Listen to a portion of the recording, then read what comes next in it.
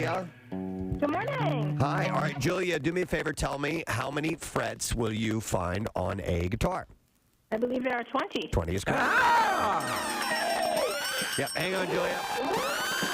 Got you a $50 Bonefish Grill gift card. You can kick off the new year with seasonal specials. Bonefish Grill, like the Baja Scallops and Shrimp Scampi Pasta, Rockefeller Butter Shrimp, and Chocolate Lava Cake.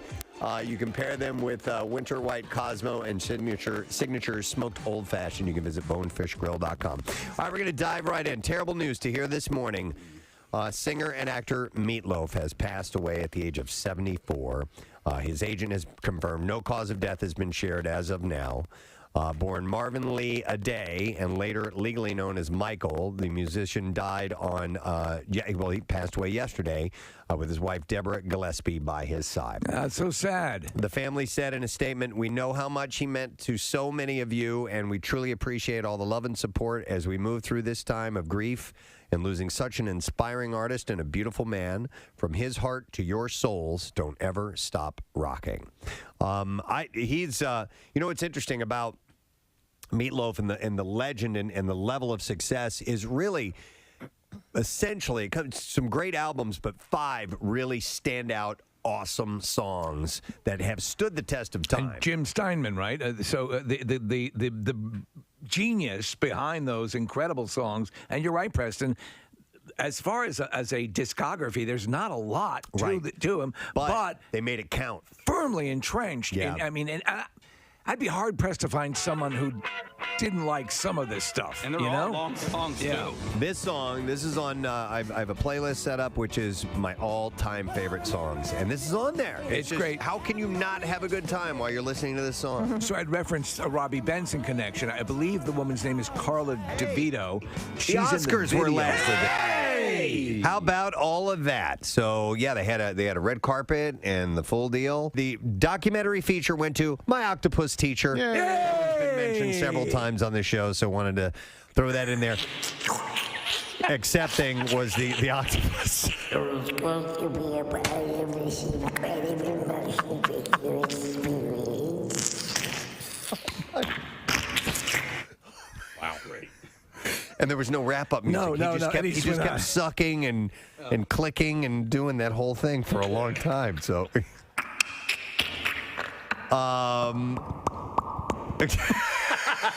Is that him walking up? Suction cups, yeah. That's him walking up to the podium.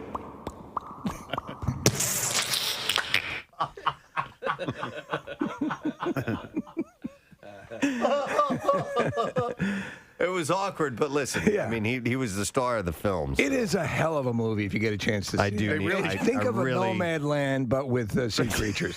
They really should have put the octopus in the in memoriam section. I don't know why they didn't. Did he die? Well, he's an octopus. I mean, the movie long came out can like you 2 live? years ago. How long does your average octopus live? I'll bet The they length live of a documentary movie. I'll bet they live longer than you think. No, No, they they don't. don't. They live like a year. They don't. Watch, Really? Yeah, watch the movie. Oh, Yeah. Wait, you saw it too, Kathy? Yeah, I saw it's the movie great. and I don't remember that shocking piece of That's news. sad. What? Poor thing. All Maybe, right, well, I'm maybe it gonna was a check thing. it out. 3 to 5 years. 3 to 5 All right, years. see, they're already getting See? longer lives. See, he One- could still 1 year. He could have accepted the award. I wouldn't have wasted time with this dickhead then if I was an actor. I got a little living to do, baby. All right, Yolanda Hadid is in love with. Thank you, Casey. You're welcome. In love with her daughter Gigi Hadid's daughter Kai. So she loves her granddaughter? She does. Oh, my Steve. God. That told So you. who got the scoop on this The one? news is big here this morning. Wow. Don't go to press yet. Yeah. I've got something. She shared a tribute. Yolanda Hadid, granddaughter. Breaking news.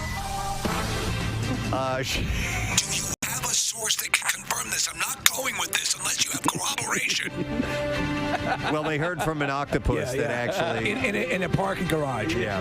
The octopus was in the shadows, but I have it on good authority that Yolanda Hadid loves her granddaughter.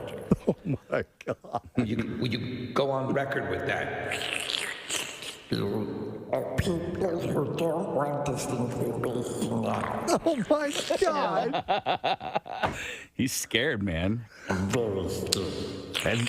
And then he just walked away.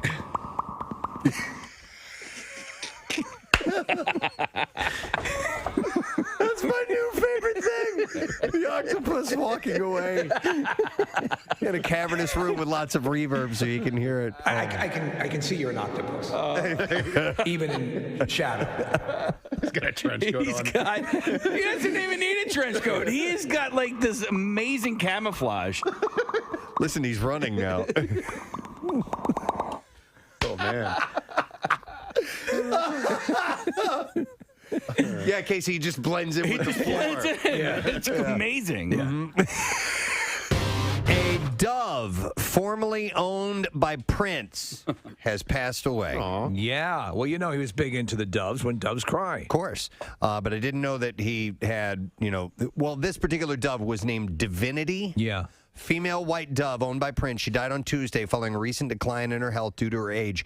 She was 28 years old. That is an exceptionally old dove. Yes. Yeah. I had a cat that lived to 22, and that seemed like an eternity for a pet lifespan. Yes. But listen, I know that some birds, like African grays and so on, can live for like 80 years. Absolutely. But I They didn't think usually outlive their owners. But I didn't think a dove had that kind of a shelf life, for lack of a better I bathed term. in the purifying waters of Lake Minnetonka.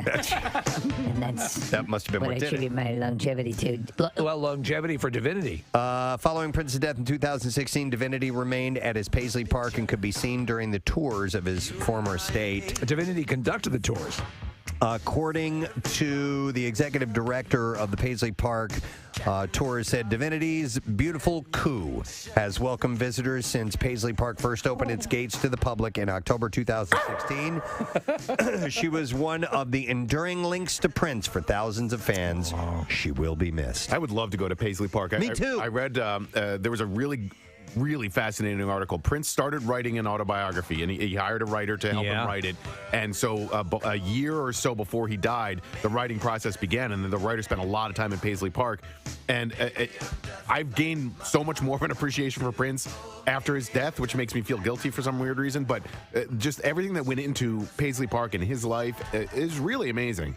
I was just watching a replay of yesterday of him at the Super Bowl when he did the halftime. God. It was awesome. Yeah, and his version, along with Danny Harrison and Tom Petty of "While My Guitar Gently Weeps" from the Rock and Roll Hall of Fame induction ceremony years ago, is just unbelievably great. The outside of Paisley Park looks like a Looks like a school or a warehouse or you would something not like you would that. have no idea. What I haven't seen are pictures of the inside. It's pretty amazing. I mean, it's like a modern Graceland. Like it's Prince through and through. Our old boss has been to parties there, Jim McGuinn, because he's a program director in Minneapolis, and that's where it is. That's cool. So, yeah. I would love to Elevator go inside and all the whole deal. So, in addition to Divinity, Prince also owned a dove named Majesty, which, according to reports, were quiet. Both of them were quiet in the immediate days following his death, but they perked up after hearing his music. I don't want to talk. And a new generation of doves will continue to live on. This is what it sounds like when doves cry. I'm gonna throw up. That's what it sounds like. That's what it sounds When like. doves cry. Yeah. They were upset about Prince's death. I swear to God, I'm gonna throw up. Oh my God! Hey, are doves the same things as pigeons? No. No, Not even related. close. They are related. Yeah, they're in the same bird family. That's what I mean. If you look at their license, there's a delineation. Okay. My dad and I used to go dove hunting regularly. We used to blast those things out of the sky. Entertainment stories that we can eat go 'em. through I know. as well. How about, let me see, I'm going to get right to the juicy stuff. How about that? Oh, Pamela Anderson and her fifth husband, Dan Hayhurst, are calling it quits after 1 year of marriage. Damn it, I thought this one would last. Man, okay, so Rolling Stone reported on Thursday that the Baywatch actress is filing for divorce in her native Canada, where they have been living since their wedding on Christmas Eve 2020. Wasn't he your bodyguard? Oh, I don't know. Yeah. A source told It happens a lot, I guess. the outlet that the brief relationship was a pandemic whirlwind that died out. I'm wondering, Preston, in the course of your morning show career, have you reported on all of her marriages and then subsequent divorces? Probably. I would think so. You got to remember, I think she married Kid Rock a few times, right? More than once? Yeah, I think so. Okay. Right? No, Steve. She did marry somebody more than once, but it was Rick Solomon. Rick Solomon, that's it. She was married. You were right. I mean, she was married to Kid Rock. That was 2006 to 2007. Then later in 2007, Rick Solomon divorced 2008. Remarried Rick Solomon in 2014. Divorced 2015. Married John Peters in 2020. Divorced the same year. And then this guy, the latest, within a year. Yep.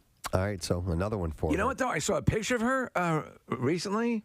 She looks really good. Okay. And that movie looks awesome. Yeah. Yeah, the Tommy and Pam and Tommy. Yeah. It does look good. They're making an animated series of their relationship. And I forget who the comedian is, but there is a special character actor doing Tommy Lee's penis. No, that's in the movie. Is that in the movie? Yeah. So that his unit has a voice in the movie. That's in the movie? Are you serious? Yes, indeed. Yeah. So it's gone even more comical because I thought for sure this Yeah. was the way they were referencing it sounded like a series. Yeah, he's got Steve. I believe that they sort of cartoon up his junk at one point in the movie. Oh my God, and that's his, awesome! And his penis has a voice, and it's a well-known comedian. I'm trying to find the name. That's of it. hilarious. Yeah. Wow. Okay. Anna Kendrick and Bill Hader have secretly been dating for over a year. I like this. I like this too. I'm with this because I like them both. Yes. A source told People that the two are both very private people, and with the pandemic, it was easy to keep quiet. According to the insider, they met years ago. They didn't get together until well after they made their 2019 Netflix film, Noel. Or is it Noel? Wasn't he teaching dancing at a Catskills resort? That might have been it. Yeah. Maybe that was it. And everybody thought he got Penny in trouble. But he didn't. No, he didn't. And then It he was joined SNL. Actually, that freaking waiter that did it. Yeah. Scumbag. Chrissy Teigen is feeling, quote, more present than ever after 6 months of sobriety. The model wrote on You seem more present. Instagram on Wednesday, I have no idea what I'm doing, honestly, but I do know a few things. I now have endless energy, way less anxiety, and she says no more benzos. And I'm, quote, she puts in no sad bro. Little asterisks, happier and more present than ever. She added that she's looking forward to having her full body reset after 1 year. She did do a lot of stuff on her body. She had her cheeks deflated. She had some plastic surgery. Yes, remember? It was the whole process. She had her face contoured. Yep, I forgot about that. Let's see. Olivia Munn is struggling to breastfeed her newborn son. Well, I can step in and try. You can try. Yeah. Yes. The actress admitted in an Instagram story on Wednesday that she has even had to seek professional help from 2 lactation consultants. From what I understand, that can be a kind of a very devastating thing if you attempt to breastfeed and can't do that. It can be disappointing. It can give you feelings of failure, which you don't need to have. I've heard that. Yeah, yeah. Which, yes. Rochelle had issues. So our kids were not nursed because she couldn't None do of it. them? No. And she tried even Couldn't with produce. She Carolyn. tried really hard. Yeah, exactly. So it's like with the efficiency of the formulas and stuff. It's top level stuff now, right? Of course. Yeah. So Munn wrote, breastfeeding is so hard, especially if you have a low supply. 8 weeks in, and I've taken 1 million vitamins, countless teas, lozenges, tinctures, and worked with 2 lactation consultants. So apparently it's not working out. Munn and John Mulaney welcomed their son Malcolm in November of last year. And if you don't produce enough, then the baby's hungry and you're wondering why the Cranky. baby's crying. Right. And all that kind of stuff. That can be. I don't think I was. I think my dad had to breastfeed me. Oh, my That's God. weird. Maybe that's why he turned out the way he did. What a trooper. Explains a lot. You better not bite, you bastard. Daddy! According to Deadline, a judge ruled Wednesday that the relatives of Bill Paxton can seek punitive damages against Cedars-Sinai Medical Center regarding the actor's 2017 death. Wow. The Big Love star widow, Louise Paxton, and the couple's children filed a lawsuit in February in 2018 alleging that Cedars-Sinai Dr. Quenzad had intentionally interfered with their request for an autopsy to cover up the cause of Bill's death. This is not without precedent, and stuff like this does happen. And the fact that he'd had heart surgery in proximity to this issue, it sounds like they might have a case. He died of a stroke February 25th, 2017, 11 days after surgery to replace a heart valve. Remember what a shocker that was? Yeah, and repair aorta damage, and he was only 61 years old, yeah.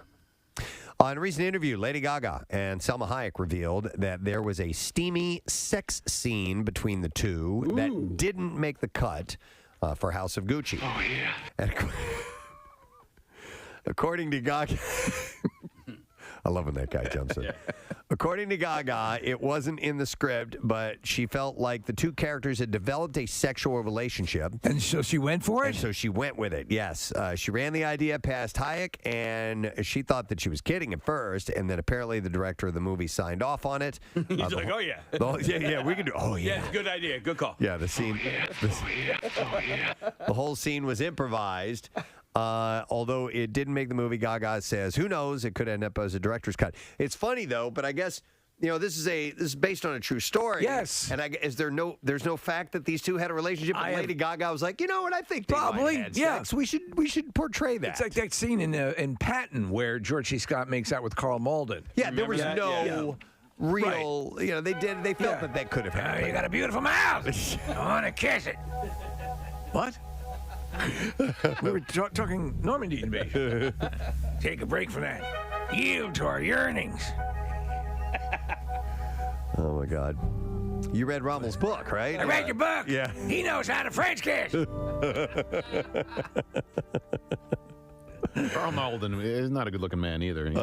Big honker. Big, yeah. But a great actor. But that's what George C. Scott, that's what Patton was into. I'm not judging. I want to nose F you. I don't mean to be disparaging. It's like TFing, but your nose. Oh, what? Oh, my God. We need two noses right next to each other. Exactly. No, not Carl Malden. He has a crease. Like Owen Wilson. There's very few people that can do that and do it well, may I add. Yes, and he was one of the best. He gave great nose. Right. You give great nose. Check out the nostrils on that guy. That's a twofer. ABC has canceled Pooch Perfect. No! I know. Jeez, you're so upset. I feel This show bad. was brutal. Kathy, I felt so bad for the dogs on this show. And they kept insisting, don't worry, this dye has no chemicals in it. They're going to hurt the dog. And the dogs actually love it. I'm like, BS. Yeah, no, the dogs hate it. I have a question to ask about that because my dogs need to get groomed, and my one dog can't stand the blowers. Yeah. And that's a common thing. Why can't they have the blowers, the sound, the roaring engine of the blowers in a completely separate room and just have a long tube that is only... I'm sure they have them. Some of them can accommodate that. And if you did a little bit of searching, it's not uncommon. We actually have the groomer come to the house. Yeah. Which actually... It wouldn't matter. They bring up I know. Yeah. What it does do, though, is that they feel a little bit less frightened about getting in the car and going to the groomer. But, I mean... I don't know. In case it seems to be something that they would have to have because so many dogs react negatively to the sound of that blower. Back to you, Preston. Okay. By the way, it's goddamn expensive to get your dog groomed. Oh, my God. We just watched insanely. I didn't know that when we got dogs? We got dogs. I'm like, it's $80? What are you talking about? When we first started the service we used, they would come in a van. Now she pulls up in a Lambo. Right? I mean, the price has really gone up. You have small dogs. Yeah, right. So- Yeah, it's got to be way different for a giant dog like you have. And then they end up charging you more because, well, They're boisterous. Yeah, but I actually have to give them sedatives. The one Doggy groomer. downers. The groomer that I brought him to. Woof. That's Basically- my guy. That I know. I was doing an impression of you doing your dog. I know. He really does bark like that. It is. Woof. Wait, but you know what? We just got a new vacuum, okay? And it comes with like a pet attachment? Wait, but I didn't know. I thought that was for like hair on the couch and stuff. No, it's for the actual cat. I can vacuum my cat to get like whatever he's shedding, whatever they're shedding. Oh, that's cool. I know, but get back to the noise. That's Right. I wonder how they're Forget going it. to do with that. I'll get one of them. When one attempted murder from your cat is enough. Yeah. The Batman's runtime is expected to approach the 3-hour mark. Oh, yeah. A source told Variety that the forthcoming film will be 2 hours and 47 minutes without credits. It will be the longest Batman movie, edging out The Dark Knight by 2 minutes. The Dark Knight was almost that long. So just a heads up, and we'll find out more. Didn't trust me much. More about that down the road. I'm so looking forward to it. Everything I've seen looks fantastic. And then one last story. Peter Billingsley is set to star in a sequel to A Christmas Story, helmed by Christmas Chronicles director Clay Cates.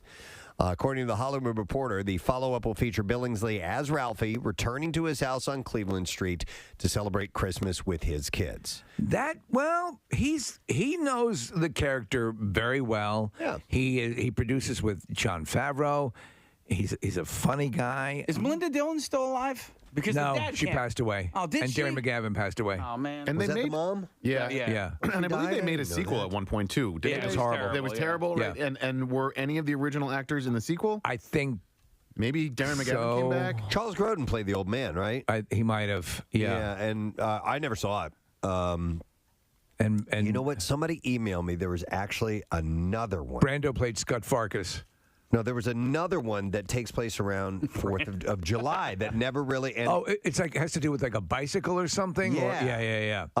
It was pretty bad. Somebody had emailed me about that who had a line on that whole thing, and I read it and I was intrigued by it, but Melinda Dillon is still alive. Okay. then I thought can she be in passed it. away. No, she's 82. You were thinking of Meatloaf, Steve. Yeah. Well, you know what? Because she's in Slapshot too. You remember? Yeah, oh yeah. you And see her boobies. Close Encounters. Yep.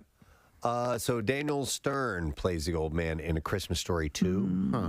Is that Darren what the name of McGavin. it? Yeah, I guess A Christmas Story too. Darren McGavin was so perfect for that role. Okay.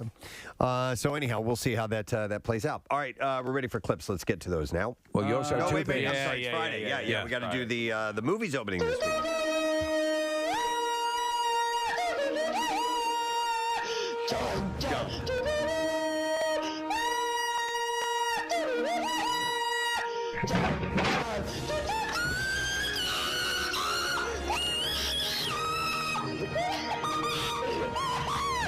All right, we will begin with The King's Daughter, a fantasy adventure with Pierce Brosnan, Julie Andrews, and Fan Bingbing. Known as the Sun King, Louis XIV is the most powerful and influential monarch on the planet. Obsessed with his own mortality and the future of France, Louis turns to his spiritual advisor, Père Lachaise, and Père Lachaise. Where do I know that from? The cemetery. Oh, that's a cemetery. Yeah. Cemetery. And the royal physician to help him obtain the key to immortality. Believing a mermaid contains a force that grants everlasting life, Louis commissions a young sea captain to search the seas and capture the mystical creature. Hour and 31 minutes long, rated PG, limited theater release today. Rotten Tomatoes score a 26%. And I'll have you know, that's the highest scoring film that I have. Yeah, it's a real list of stinkers. In this weekend. The Tiger Rising is another film that's opening, and it stars Queen Latifah, Dennis Quaid, and Christian Convery, or Convery, I guess is how you say her name, or his name. When 12-year-old Rob Horton discovers a caged tiger in the woods near his home, his imagination runs wild and life begins to change in the most unexpected ways. With the help of a wise, mysterious maid, Willie Mae, and the stubborn new girl in school, he navigates through childhood memories, heartache, and wondrous adventures in this heartwarming adaptation. Running time is hour 42 minutes. Rated PG. Limited theater release today. Rotten Tomatoes gives it 13%. It's a disgrace. And then the last film is Redeeming Love. It's a history romance film starring Abigail Cowan, Tom Lewis, and Nina Dobrev. Set in the backdrop of California Gold Rush 1850, the story centers on Angel, who was sold into prostitution as a child. She has survived through hatred and self-loathing until she meets Michael Hosea and discovers that there is no brokenness that love can't heal. 2 hours and 2 minutes long. Rated PG-13. Wide release today in theaters. Rotten Tomatoes gives it a 13%. Oh, my as God. well. So that is it, friends. All right. Now, on to the clips. In Munich, the edge of war, a British civil servant and a German diplomat turn to Munich to you're going to have to play the clip after. I got you. Play a piece. In this clip, Jessica Brown Findlay talks about what she liked about the film, and here is the clip. I loved sort of the examination of both sides of history, of sort of seeing so many young people taking huge risks, and I guess like these moments that so like we focus a lot on other parts of the Second World War, and it's just like actually the lead up and everything that was done desperately to try and make things better. Munich, The Edge of War is available on Netflix today. Here's the next clip. Angel, who has survived through hatred and self-loathing, discovers that there is no brokenness. Remember that love can't heal? Remember that a moment ago? In redeeming love. In this clip, Abigail Cohen talks about what she hopes audiences will take away from the film. I hope that people walk away from this having more of an insight and understanding around the psychological effects of abuse on people. And I hope that it kind of brings light to a subject matter that isn't always, talked about, or I feel needs to be talked about more. Oh, shut up, woman. Redeeming Love is in theaters today, and there we go with our entertainment report this morning. We have a bunch to get to today. Friday, no sad bro. We're going to have comedian Michael Yo on. Hey, Yo. Hey, Yo. And we're also going to have, if you saw this viral video yesterday, a reporter for a television station in West Virginia during the live report hit by a car, gets up and continues the report. That's right. And also indicates that this is not the first time she's been hit by a car. She was hit by one in college at Penn State. She's from Philly. Her name is Tori Yorgi, and it's a viral video, and we're going to talk to her about that whole experience. Maybe they need to keep her in the studio. Yeah, right. maybe. She needs to become an But anchor. I think it was like her last week of work there. Last week, Oh, yeah. my Now she's God. going Yeah, to right? Pittsburgh. Gets hit by a car. So we will talk to her in the 8 o'clock hour. So bunch to get to. Sun's up. We're enjoying our Friday so far. Hang in there. We'll be back in just a moment. According to reports, were quiet. Both of them were quiet in the immediate days following his death, but they perked up after hearing his music. I don't want to talk. And a new generation of doves will continue to live on. This is what it sounds like when doves cry. I'm gonna throw up. That's what it sounds like. That's what it sounds When like. doves cry. Yeah. They were upset about Prince's death. I swear to God, I'm gonna throw up. Oh, my God. Hey, are doves the same things as pigeons? No. No? Not They're even related. close. They are related. Yeah, they're in the same bird family. That's what I mean. If you look at their license, there's a delineation. Okay. My dad and I used to go dove hunting regularly. We used to blast those things out of the sky. Dude, I mean, come on. We'd eat them. I know, but still, it's like puppy hunting. You know? It's so nice and cute and peaceful. They're different than the ones that you see. They're, Okay. they're the gray They colored kill ones. families. Okay. Yes. They are all He tatted was up. doing service to the families of Kentucky. They are literally the symbol for peace, however. Yes. Family was completely eaten by a dove today. Anyone kill them for us. Son, we got work to do. We beat it to death with an olive branch. I have a hair change story that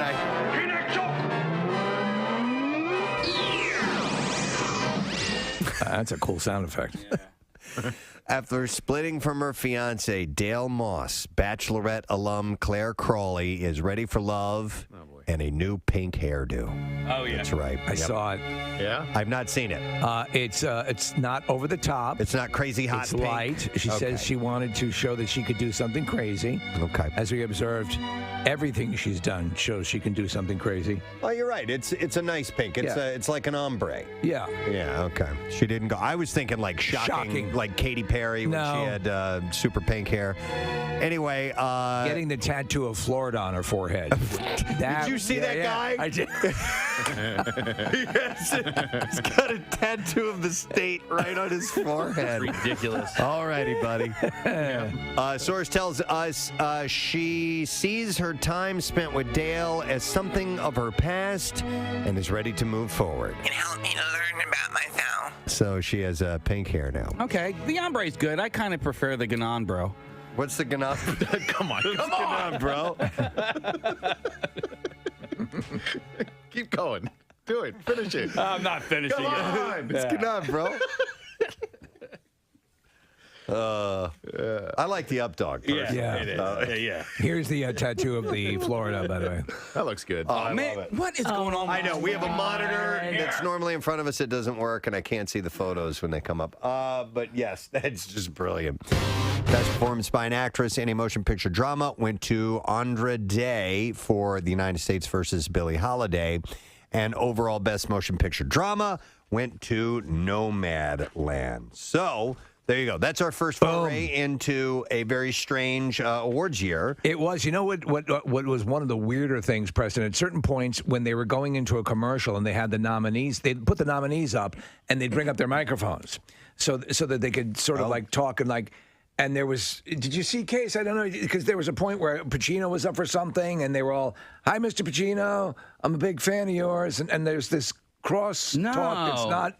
No one was overseeing it. It was just like you were listening in on a Zoom call. Wait, so the crosstalk was between the fellow nominees? Yes. Yeah. Okay. So they did that a couple times. If they ever do this again, they should not do that again. Yeah, that's kind of weird, right? It's very weird. And I'm like, is something supposed to be happening? What was great, though, is when Soul won for best, I think it was best animated, who do you call it? Tracy Morgan pronounced it as Saul, right? He goes, and the winner is, and he goes, Saul. And then there was no reaction because there was no movie called Saw. Right. And then he realized that he had made the mistake. And then they had cut to the, it was for best original song. But either way, the actors, it was Sudeikis, it was the people that were up for the next award. Right. They were having a ball with it. They were cracking up. Don Cheadle was making fun of them, and it was really, really. I think Pacino didn't realize that he was still on the Zoom call because he was standing in the doorway pleasuring himself. Oh my God! Yeah. Oh no, you How don't do awkward that. is It feels so good. Right. Well, I didn't see that clip, but I did see. I saw a clip. I'm gonna shout! Oh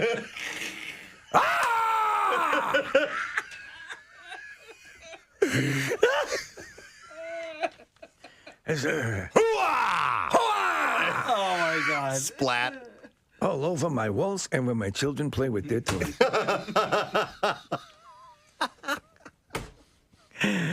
You were expecting something like that. There were a few people who clearly were not quite up to speed on the tech. I'm gonna shoot over here. That was good.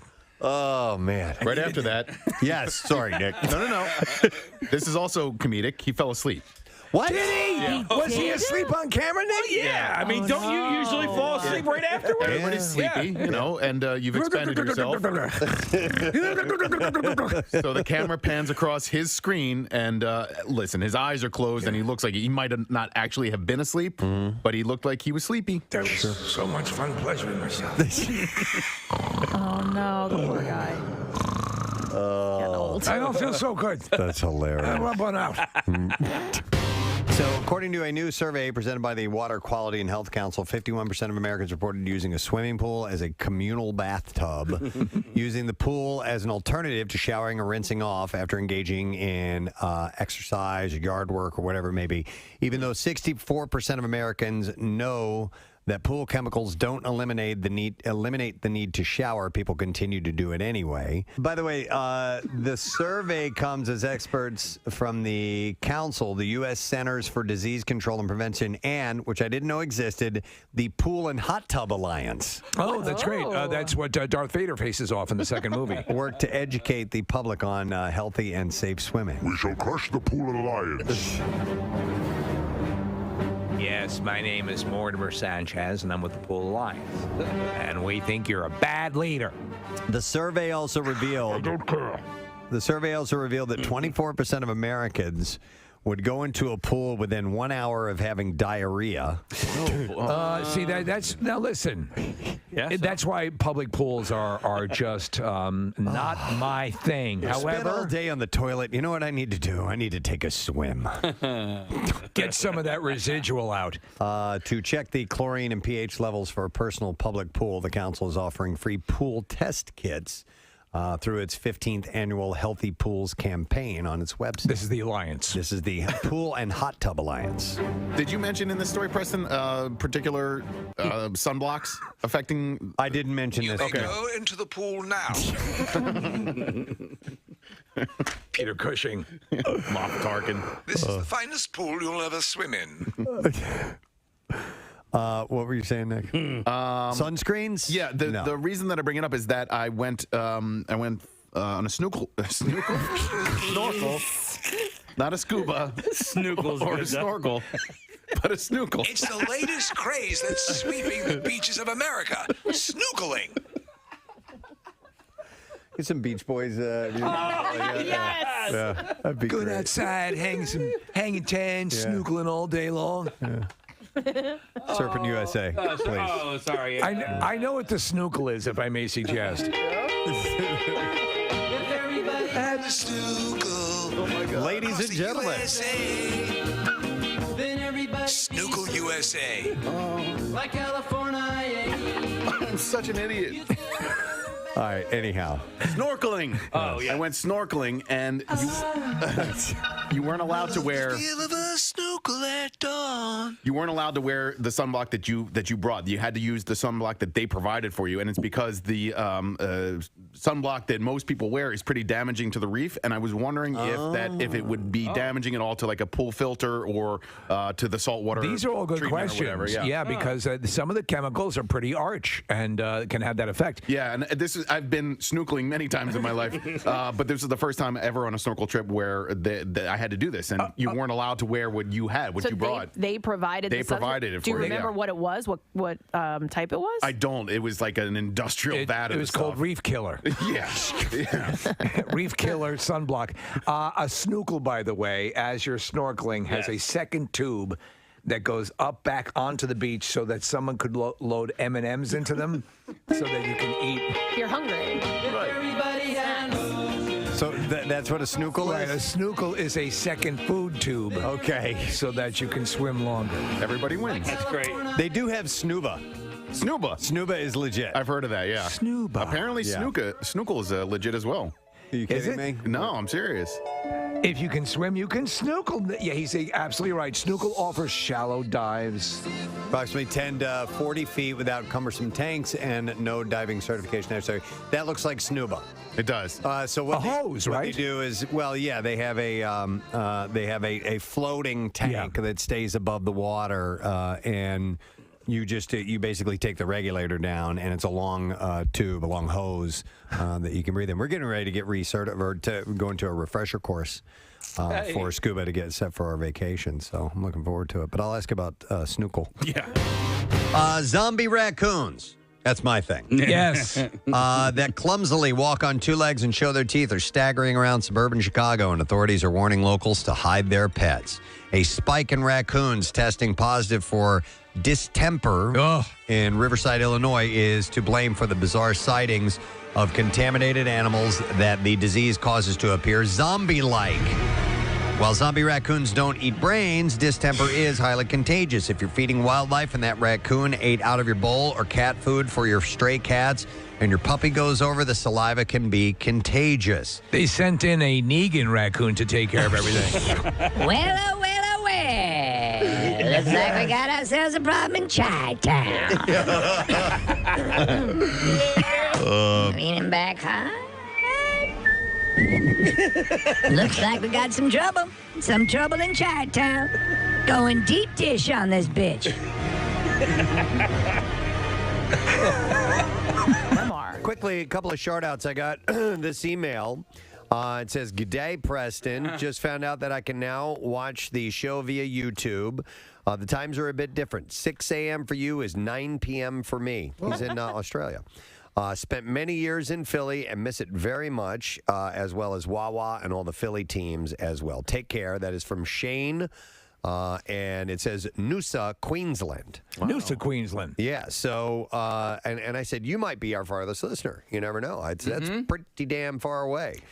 So thank you. And I want to send a shout out to Shane in Australia this morning. Never heard of Noosa. Is it called Antipode? Because we discussed this. Yes. The furthest place from where we are right now. Antipode or Antipode or something like that. Yeah. It's in Australia. I don't know. I think it's on the western coast, Case. I think it could be, when we talked about it, it's out by Perth. The furthest location from Philadelphia on the globe, correct? Yeah, literally, if you drew a line through the globe to get to the other side of the globe, it would end up in Perth, Australia. Cool, Shane. Thanks for listening in Australia. We appreciate that. Here's another shout out. It says, "Good morning, Presbo.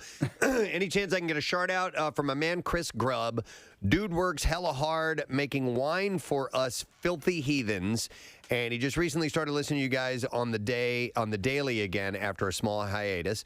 He's easily one of the nicest and hardworking people that I know, and I feel shout out is much needed. Also, please let him know that he can't get enough of that sugar crisp. It keeps him going strong. Can't get enough of that sugar crisp. And I was recently at the Christmas Miracle and won the Halcyon Floats and Fogo Prize. Nice. And I can't thank you enough for everything you guys do. Stay moist. And it says, don't start that. Nick, the magical meat man from Dietz and Watson. So here's a shout out, and that is headed to Chris Grubb. And then one quick one. It says, hey, I want to give a shout out to the next generation of MMR listeners. My son, Jack Preston Gallagher. Oh. He just celebrated his half birthday, 6 months. My husband and I went back and forth on his middle name of Preston or Elliot and honor one of our favorite radio stars. How cool is that? Here. I like the idea of having the nickname JP, so that is how Preston became his middle name, and his brother is Seamus. My husband and I were part of your world's biggest gender reveal and was interviewed on your show, as well as Pierre. Seamus C. Gallagher was born early but healthy when he was 7 months old, and found that we were expecting this little man, Jack. So a shout out to those guys. And thank you for doing that. That's super awesome. And I have a Seamus. That's probably not why they named him Seamus, but I'm going to say it is. Okay. Yeah. And then one last one says, hey, Preston, I'm late on this one. My husband and I are leaving early Wednesday morning, the 19th, to take a very long drive from Delaware to Florida, and I thought I'd take a shot at asking if we could send him a shout out in case it happens while we're on the road. I wanted to wish my husband a very happy 13th anniversary this week. His name is Jim Harrison, or Jim Bob. Jim Bob. A few years ago, you gave him a birthday shout out and came up with the hilarious Dick Bob segment. Oh, my God. I don't remember that. Nope. But I love the sound of that. Dick Bob. She says, that was great. We still listen to that, and we laugh every time. Thanks for the shout out and keeping us sane on the ride together. Rock on. That is from Danielle Harrison. So here we go. And it says, P.S. Please tell Casey he has missed on Words with Friends. Yeah, I'll get back to it eventually. I just had to jump away for a little bit. Yeah, my in-laws are in Florida right now, and they went down there from Delaware, and they took the auto train. They said never again will they ever do the auto train. Where you put your car on the train. Yeah, I got to get the details on why they said never my again. brother did it, and he was like, it was the greatest thing ever. Okay. It seems to be two divergent points of view on this. Must have had something interesting happen. He had to get out quick. Like, he wanted to leave quickly, and he needed to get back quickly. He wasn't anticipating that. Something? No, but he wasn't anticipating that. So he, he went. So I guess maybe it's the circumstance. I just thought the coolest thing to do would be, and it'd be a wonderfully elaborate practical joke, would be to get people like pull in, and just make a train as long as the distance from Delaware to Florida. Keep going. Right. All right, it is the weekend. It's time to clear out the junk drawer and see what we're going to go through. All right. This one's for Kathy, okay? Because she was just talking about wind chill. By the way, Kathy is as bundled up as I've ever seen her. Yeah. Well, it's going to be like 0 degrees She today. looks like she's going into a glacier. Well, you know what? Sorry, go ahead. Well, I was going to say... I'll tell you all there, Steve. If you check the weather app on your phone, it may say that it's currently 25, but feels like 15 degrees. This feel-like temperature refers to the wind chill, or how cold it feels when you're out in cold weather with the wind blowing. So, which to me is the temperature, because you're outside. Yeah, here's and the wind is blowing. This is how they quantify wind chill. Okay, so I've never really understood exactly. Do you understand why they? Yeah, I have a vague understanding, but I'm sure you have more information. So the issue is, the faster the wind blows, the more cold air moves across your skin's surface and cools your skin's temperature. Researchers at the National Weather Service use a mathematical formula to calculate wind chill, and the whole thing is based on the speed of body heat loss in various temperatures. Okay. So it's how much your body loses heat. Well, yeah. And while that wind is moving across, it creates your body, it moves your body heat along quicker and moves you away. Gives you a colder feeling, which is, it's kind of, axiomatic in that case, where you're getting that the wind chill. To me, I always say, Whatever they say the wind chill is, that's a goddamn temperature. Well, you know what? But it won't read that on, I know. the thermometer. I know. so- And I actually understand this because I think a little bit because of the laser hair treatment that I get, because they will use that device on you until your skin heats up to a certain temperature, then they have to move it off of that Really? spot. Okay. Yeah, like you can only be. Your skin temperature can only raise to a certain amount, I guess, before it it starts to burn. So this would make sense. Like if you're feeling that the temperature of what your body is feeling could be different than what the air is because of the wind. I understand it. When there's no wind blowing and you're in say it's 11 degrees and there's no wind blowing and the sun is out. I can hack that, no problem. It's easier to deal with. Yeah, obviously, a gusty wind on a super cold day is worse than being in hell. Well, I guess that's maybe the opposite equivalent of humidity when it comes to the heat, right? Hate the humidity. Yeah. Because Who likes it though? Well, no, but hey, some people do. Yeah. You know, my friend Cindy, she lives down in Winter Park, Florida. We had dinner with her, Preston, one time in Orlando. She was telling me, because she's from Florida, that's where she's lived her whole life. She loves the muggier it is. Like, she's like, I'll go out and do yard work and sweat, and like, she just loves that. But like, when I was in Arizona, there is no humidity. So the second you stepped into the shade, that's exactly what we're talking about. Like, if you're in a cold temperature with no wind, it's got to be sort of the opposite I see what you're saying. equivalent. Yeah. So some argue that the latest study on wind chill only looked at 12 people. So scientists should instead rely on more complex metrics such 12 as people doesn't get it done? the Universal Climate Index. We got 6 people on this show. I mean, they could have asked. Like, we could have run 2 surveys. Seriously, yeah. So Weston was in Buffalo last Saturday night at the Bills-Patriots game, and it was tearing it up. They had heat lamps at the game. That's how cold it was. I mean, it was, because I've been in that stadium, and it's not like when you're in the concourses. It is an old concrete stadium. Yeah. How does everything not freeze? You know what I mean? Like, how do they, because he was saying beers were freezing. Right. Yeah. So. And then you can't tailgate in that, or can you? Or are they just listen? Through sheer force of will, and over the years, it's not like, we're surprised we're in Buffalo. I know, right? And it's this cold. You adapt. So anyhow, experts say that you can use the wind chill as a quick gauge for how you should bundle up. And wind chill is significant as it can actually cause you to develop frostbite quicker. Yes, of course. So you need to be careful. Kathy's in no risk of that today. How about this? Teenage pilot Zara Rutherford became the youngest woman to complete a solo flight around the world on Thursday. Wow. She landed in Western Belgium 5 months after taking off. She's 19 years old. She had been aiming for D.C. She said, I made it. She was talking to the cheering crowd of family fans and journalists after completing the whirlwind trip that took her more than 60 stops across 5 continents. She said, it's just really crazy. I haven't quite processed it. Rutherford, who also became the first woman to circle the globe in a microlight aircraft, beats the previous world record set in 2017 by American aviator Shasta Ways, who was 30 at the time. So the course plotted. Do you look to minimize ocean travel when you're doing something like this by yourself, or did she go full bore across? Oh, there were some that she had long stretches over water. So that's her 32,000-mile journey had a myriad of setbacks, mainly weather delays and expired travel documents. What about the wind chill? That prolonged what was supposed to be a 3-month flight into nearly a half year. Wow. She faced everything from storms, wildfires, and typhoons to flat tires and broken plane parts during her journey. And at one point, she was stuck in Russia for a month. You've got to be very self-possessed. You've got to be very confident. I would not be able to do this. The most difficult part of her flight, she told reporters, was flying over Siberia, where it was minus 35 degrees Celsius or minus 31 Fahrenheit on the ground. Doesn't that... So we're at her altitude. How does that not F with a light, small aircraft, that temperature? I don't know how much colder it is up there versus down on the ground. You know what I mean? It might just be a standard temperature the same? up there. Yeah. Well, and ice on the window of the plane. I mean, that's a major issue for them. Well, you just get out and de-ice it. Yeah. She said, scrape it. She said, if the engine were to stall, I'd be hours away from rescue, and I don't know how long I could have survived. And there are tigers out there. Rutherford in Siberia? Siberian tigers. Yeah.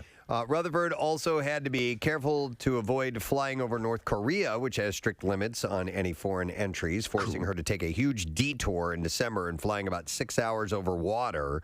She wrote on Instagram at the time. That's pretty phenomenal. By the way, Steve, speaking of Siberian tigers, that's number one on my most badass-looking animal list. Okay. That people keep asking me about. Let me jot that down. Jot that down. People keep asking you about your most Every badass single animal. day. Like, Well, you need to write a book. Yeah. Here's your chain shirt. By the way, what animal frightens you the most? Rutherford has spoken in the past about the lack of women in aviation, citing a statistic that only 5% of the world's airline pilots are female. And she said that's disappointing because it's a career where you basically get paid to travel around the world. So that's cool. Good for her, man. That's an achievement. That's a hell of an achievement. It's a phenomenal achievement. Yep. All right, what else? Yeah, I saw this. This is we knew this was coming. Elon Musk's Neuralink is hiring a clinical trial director, a sign that the brain interface technology is moving forward towards implanting chips in humans. According to the job ad, the clinical director will be working with the startup's first clinical trial participants. So they're going to start trying this stuff out. Oh, man. Job requirements include understanding the clinical trial process from beginning to end and managing communication with the Food and Drug Administration. The ad for the job also says the position offers an opportunity to change the world and work with some of the smartest and most talented experts from different fields. Medical device makers generally employ clinical directors just as they start interacting with the FDA so that they can design trials that have better chances of approval. Musk said at the Wall Street Journal CEO Council Summit last month that the startup hopes to begin implanting microchips in humans this year. Now, okay. There are, they say, medical benefits to some of what they can do with this, correct? Mm-hmm. Yeah, he tweeted last April, Musk did, that the first Neuralink product will enable someone with paralysis to use a smartphone with their mind faster than someone using thumbs. So making phone calls with your mind.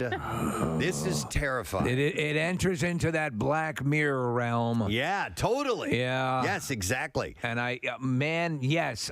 It's impressive, but it's scary too. Scary as hell, man. What when you start, dickering around with the brain and. But the hope is maybe people with paralysis will be able to walk. That's great. But then you also think of things like upgrade. Right. Yeah, when they start to weaponize people and put a gun inside their hand. Yeah. Imagine that like a machine gun barrel pops out of your butthole. Yeah, I just wonder as a species, have we evolved enough to be able to handle this? You guys saw the Eternals, right? Yes. At one point, no. okay. All right. At one point, never mind that, Preston. Okay. Yeah, I'm not ruining anything, but But suppose aliens came down and wanted to show us stuff, but they're like, well, hang on a second, they just learned how to use the wheel. That's essentially where we are with the brain right now. I got you. We haven't advanced enough to handle the internet. We can barely handle social media, let alone.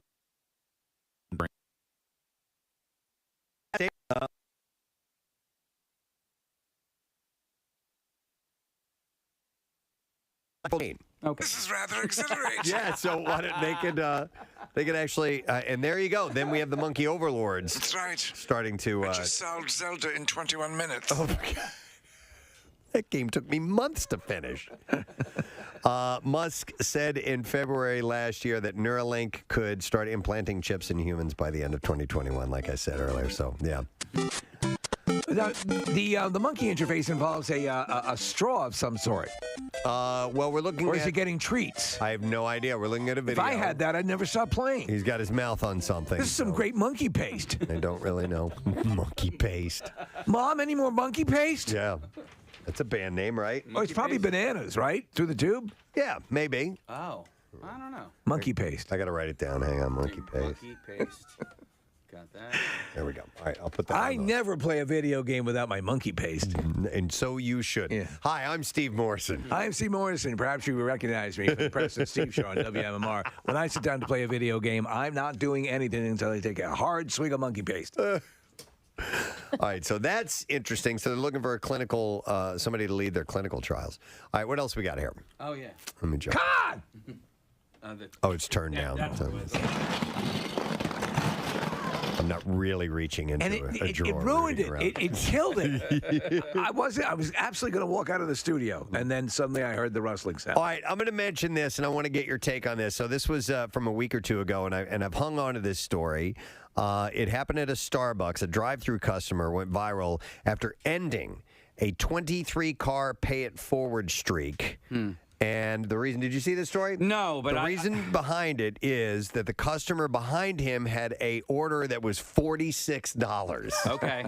So he purchased for the person. That's how it started? No, that's how it ended. Oh, Because the guy's like, never mind. I just ordered like a small latte and $46 for the person behind me.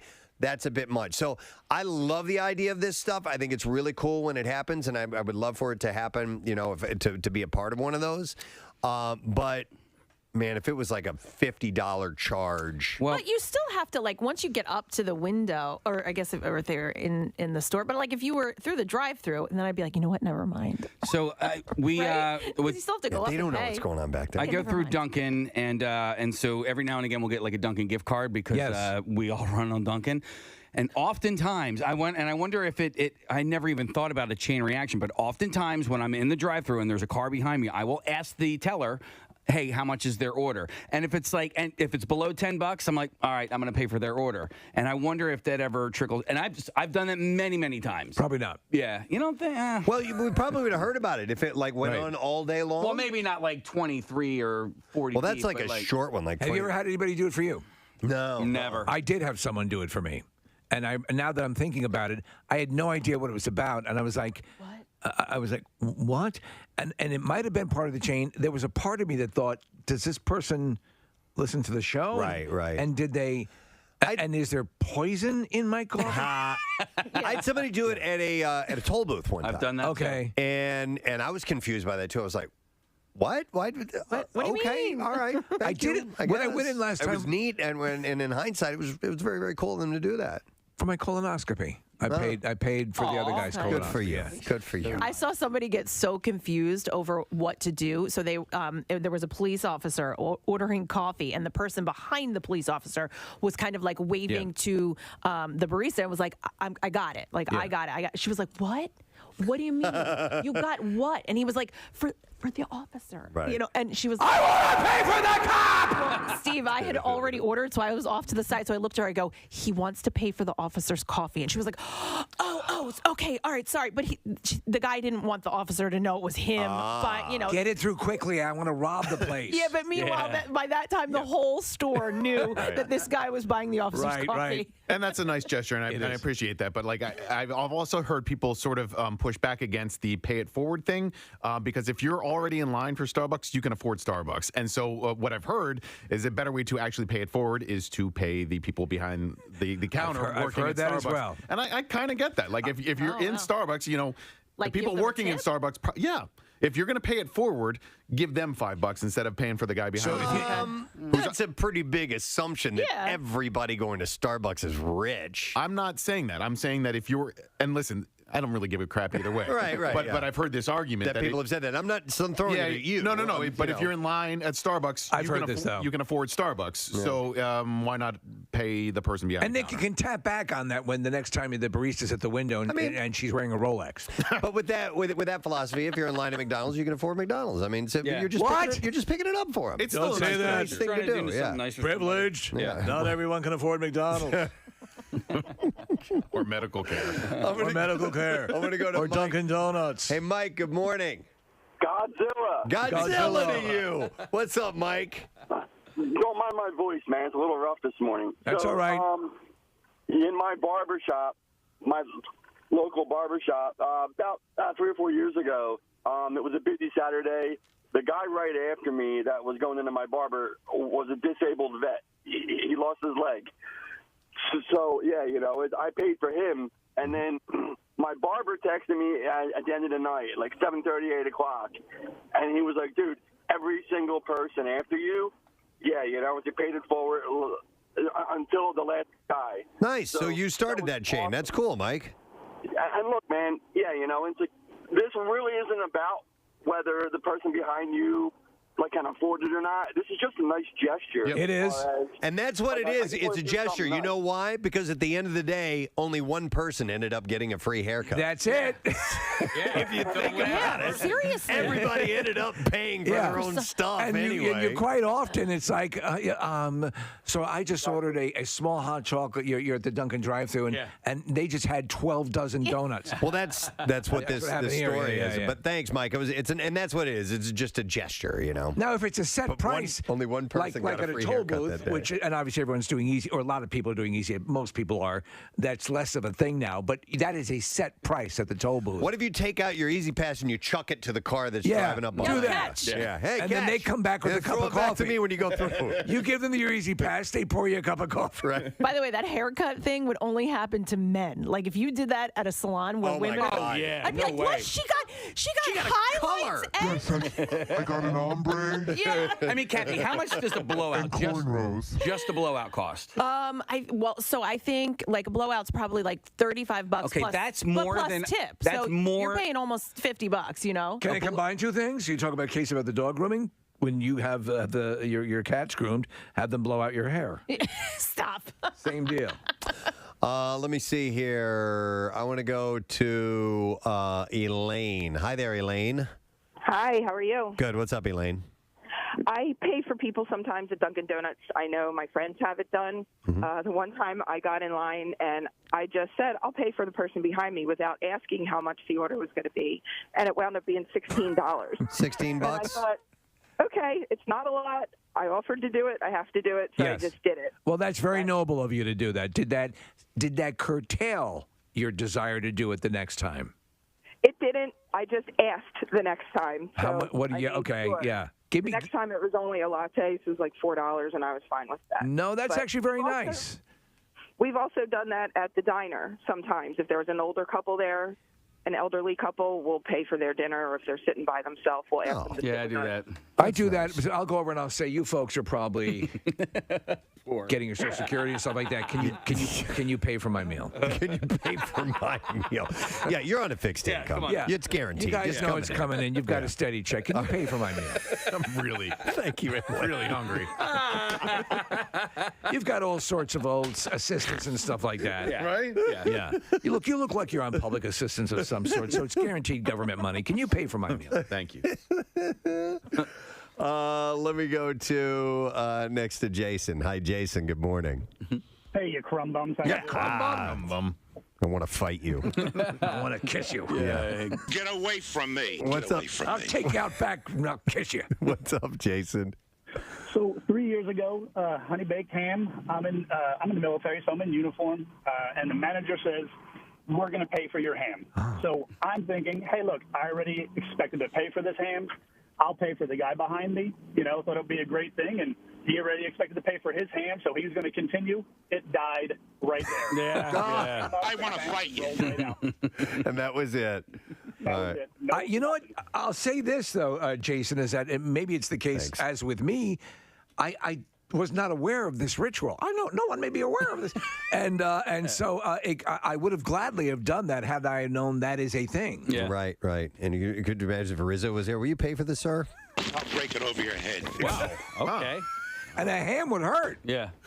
Break a You're a real crumb bum. I'll crack a ham over your head. But listen, a lot of you. So I'll get 6 hams and I'll crack them over your head. I'll freeze them first. You're a coward. They're a lot more malleable if they're just fresh. Oh, my God. You're a crumb creep. You're a crumb creep, honey glazed ham. I don't. You're a yellow snake. I don't pay for the guy or girl or whatever behind me. To the side of you. In hopes that they pay for the person behind them. That's not the... But if they do, that's cool. So with the honey baked ham guy, whatever. Like, I wouldn't have done that if... expecting him to keep it going forward. Yeah. Who knows? Maybe this guy was getting this ham and he was really splurging because he can't afford it. He's like, one of these days I'm gonna be able to go and get a honey baked ham, and then it was paid for. He's like, Touchstone Pictures. Yes. Honey baked ham. I don't know if I can afford the ham this year, sweetheart. Why don't you go and get it anyway? It'll be magical.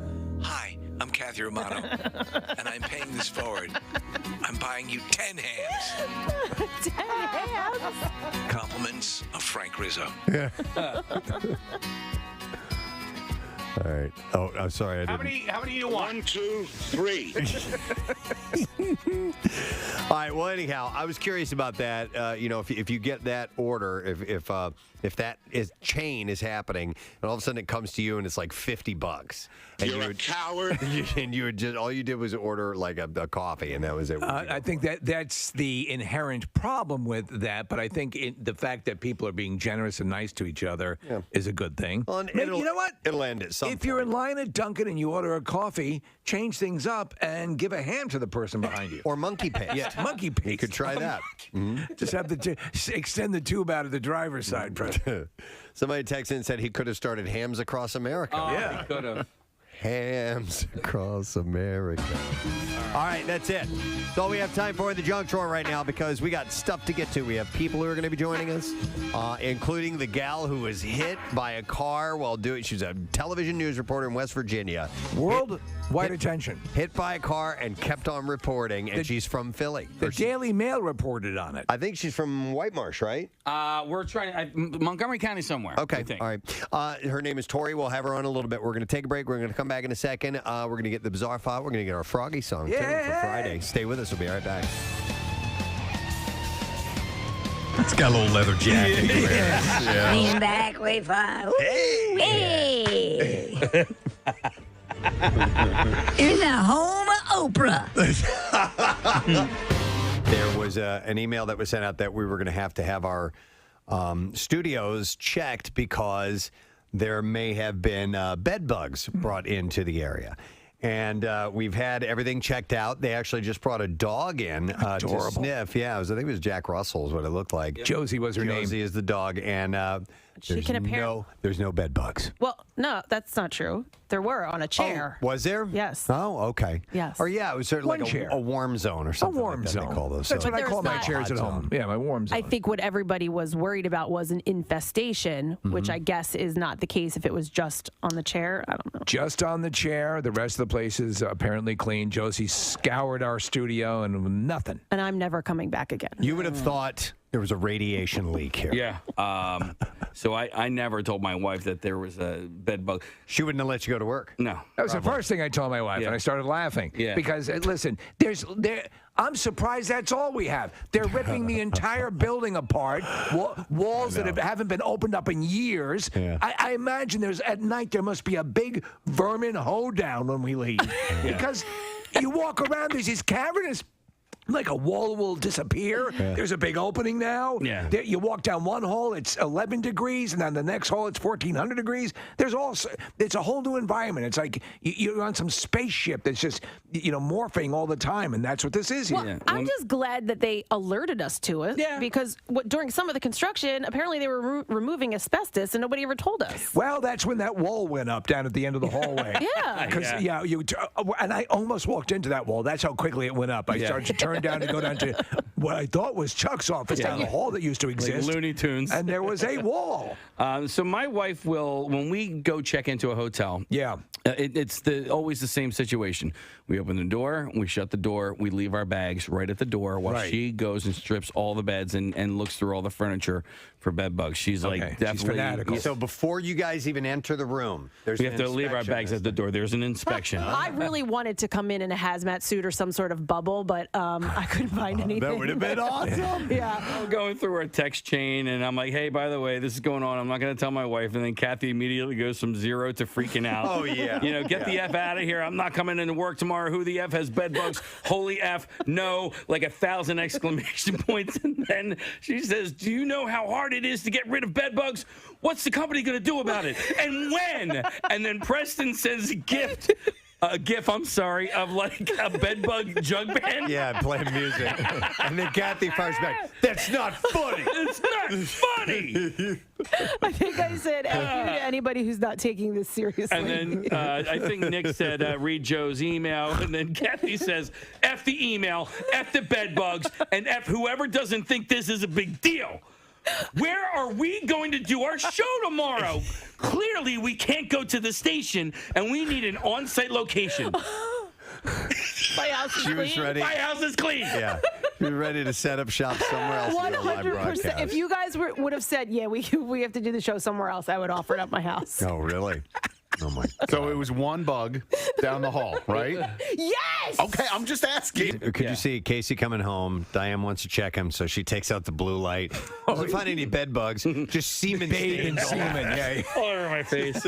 We're good. The woman was saying that they have dogs that can do all sorts of that check for bugs that actually will. Wait a minute. I thought you meant that bed bugs use dogs to travel around. yeah, Back up. Mush, mush. For a ride.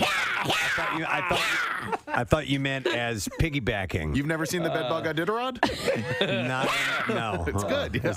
It must be majestic. It's compelling. Yeah, good dog, good dog. It's good dog. Yeah. I love being out here in the open range. Yeah. Let's see here. As Godzilla versus Kong, starring Millie Bobby Brown, performed much better than expected given the circumstances of COVID and so on, and the original movie King of the Monsters' lackluster box office performance. A threequel is expected with Adam Wingard set to direct again. So he directed the most recent one. I believe so, yeah. Right. So according to the Hollywood Reporter, the concept being floated is Son of Kong. Godzilla vs. Kong has crossed $400 million globally and is the top-grossing Hollywood-produced movie since the pandemic hit. They're going to have to correct something now in both these, Son of Kong and Son of Godzilla. You got to have another. You got to have a female Godzilla. Something. Who's he banging? Yeah. Where does this? Not unless they're asexual. They reproduce that way. I mean, there's only It's Son of Kong. Right, but there's also Son of Godzilla. Oh, is there Son of Godzilla? Yes, I'm sure that's in the works as well. So maybe he could reproduce asexually. I don't know. We don't know much about Godzilla. He's kind of a mystery, but definitely not Kong. Well, Godzilla Definitely could. not. No, he's more. He's a simian. He's a mammal. Why do we assume that Kong is a man? Wouldn't We we know see- it. He's all man. Well, I don't know. Wouldn't he be Queen Kong? Yeah, he'd be Queen Kong. Okay, fair point. But I didn't see any low-hanging fruit, so to speak. Yeah. Yeah, they left that out. In fact, can you on apes, or do they? I've never. Is there junk external? That's a good question. Apparently, it's pretty small. I remember. We talked one point about animal genitalia. Yeah, but even on Kong, it would be big enough. You're right. But it'd be the size of proportionally a VW, you know. Yeah, It'd be the size of me. Be as tall as Steve. I want to see King Dong. I want to see it. There actually was a movie called King Kong. Of course, there was. Yeah. Well, maybe it's a rom-com. Like he's romancing this lady, and that's about how they have the baby together. Oh, the next Kong the movie? next one, yeah. 4 weddings and a King Kong. That could be. It could be something like that. We'll have to see. An inspiring story. Giant ape walked into her life.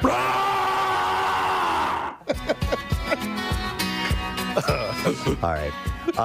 So anyhow, we will see if that comes to pass or not. But And how big his junk is, and whether there's a Mrs. Kong. Son of Kong. We'll have to see. What a goddamn day today. Sit down. I'll make you some dinner. I'm fighting these things that are apparently prehistoric, and yet I've never seen them, and I'm on an island. You'd think I would want to cross. I don't even know why they evolved that way. They're like snake things with. Just give me a beer. Yeah, just think about it tomorrow. Just, you want to do a little grab ass? Yeah. Khloe Kardashian. Let's take this upstairs. Kong! What are you doing? Just a little finger stuff. Oh my God! There's no little finger stuff in here. Oh, it's bigger than my penis.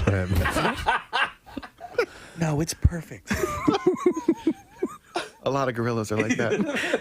It's okay, baby. It happens. No, not to me. It's those dumb lizard things that I met today. You can't stop thinking about it. I'm just distracted. Forget about the lizard things. Come upstairs. Let's have some oysters. Okay. Should I move on to Khloe Yes, Kardashian yeah. now? Okay, thank you. Same size. I have the floor now. Maybe that. There you go. King Kong marries Khloe Kardashian. Today, it was, I guess, 25 years ago today or recently within the last week or so? I think it's today. It's a magical day, or at least a magical time. You can sort of feel it in the air. Yeah, you even look outside. Yeah. The trees are swaying, I think, in honor of the fact that it is the 25th anniversary of the movie Twister. Yeah. A legendary film. Oh, my God. Legendary, horrible film. I remember looking forward to go and see. I took my mom. She was visiting in town, and I took her to go see the movie. And the big hook were the effects. That's it. At the time, the effects were kind of groundbreaking. The CGI depicting these tornadoes. And they were amazing for the time. They did a great job. Yeah. It was such a stupid movie. The whole concept. It was just piss poor. Yeah. Yeah. The rival storm chasers. yeah. There's the corporate storm chasers and the more grassroots in it for the love of the storm. The whole background story on Linda Hunt's character, Helen Hunt's Joe Harding. Not Linda. Yeah. Very, very different. Yeah. So the Helen Hunt's story about her dad being sucked away in a twister while they were in the storm cellar, and she's always had this love-hate relationship with the storms. But it's horrible. But again, at that time, the effects-wise, you'd never seen anything like that. No, effects-wise. So here's my vivid memory of this movie. Because if it was 25 years ago today, I was just getting done my junior year of college. I was a lifeguard, and I was at my boss, the guy who owned the company. I was at his house getting all the supplies ready to clean out pools. We did apartment pools. And he talked like this. Like, his voice was like this, right? And so it's me and my little brother, and we're power washing all this stuff in his driveway. And he goes, I saw Twister last night, and those tornadoes were real. And he said that. Those tornadoes were real. He must have said that like a half a dozen times. My little brother, it was me and him, my younger brother, sorry. It was me and him. And so we will, even 25 years later, if the word tornado comes up in conversation, he and I will say, those tornadoes were real. What was that guy's name? I don't want to say his name. What's his first name? What was his first name? Last name? You just know his last name? Joe. Okay. Let's go with Joe. Hey, Joe, how were those tornadoes? Those tornadoes were real. I love that story so much. Was he suggesting that they had incorporated? What was his point? Was that they were not created for the movie, that they were corralling tornadoes and using them in the film? I think what he meant to say was those tornadoes looked real. Okay.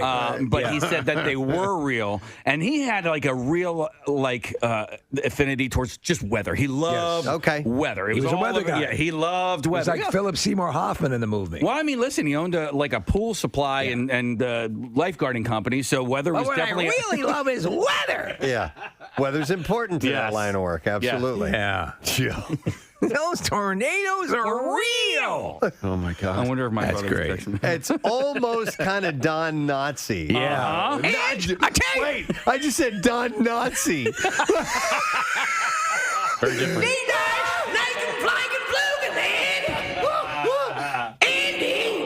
Don Nazi.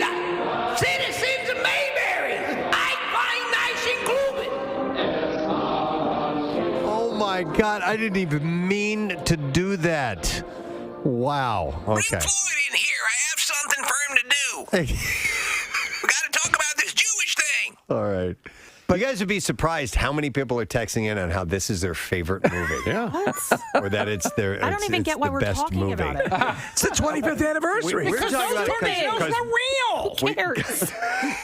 Come on, Cap. It was real. By the way, when Casey says that, he puts his hands by his sides. Yeah. I'm trying to like he pushes them into his sticks his elbows out and goes, it was real. Those tornadoes were real. Primal Fear Ed Norton has them as a very diabolical character, right? I remember he's completely psychopathic. A good twist. It's a twist. Yeah. It's a twister. It was real. Those tornadoes were real. Dude. I can't believe we just met this guy. I just can't now. believe I never took You've never brought it I up. love that. Dude, that guy, man. He lived in this beautiful, huge home. I'm like, how the hell, like looking back on it, I'm like, how the hell did you just own a pool company? You know what I mean? Anyway, there you go. Yeah. All right, well, good on And he him. loves- My family money is real. I want to get movie reviews from that guy. Yes. Other movies. Other movies from Joe. Yeah. I love it. After grieving her husband Prince Philip's death, Queen Elizabeth is back to her royal duties. On Tuesday, she made her first official appearance following Philip's funeral. And she was seen... Oh, grinning. I thought it said grinding. I thought it said gurning. She's gurning. Now, what's this? I'm sucking my chin into my mouth. Wait, do we have the bell? It's the gurning. Her Royal Majesty will now suck her chin into her mouth as part of the royal gurning.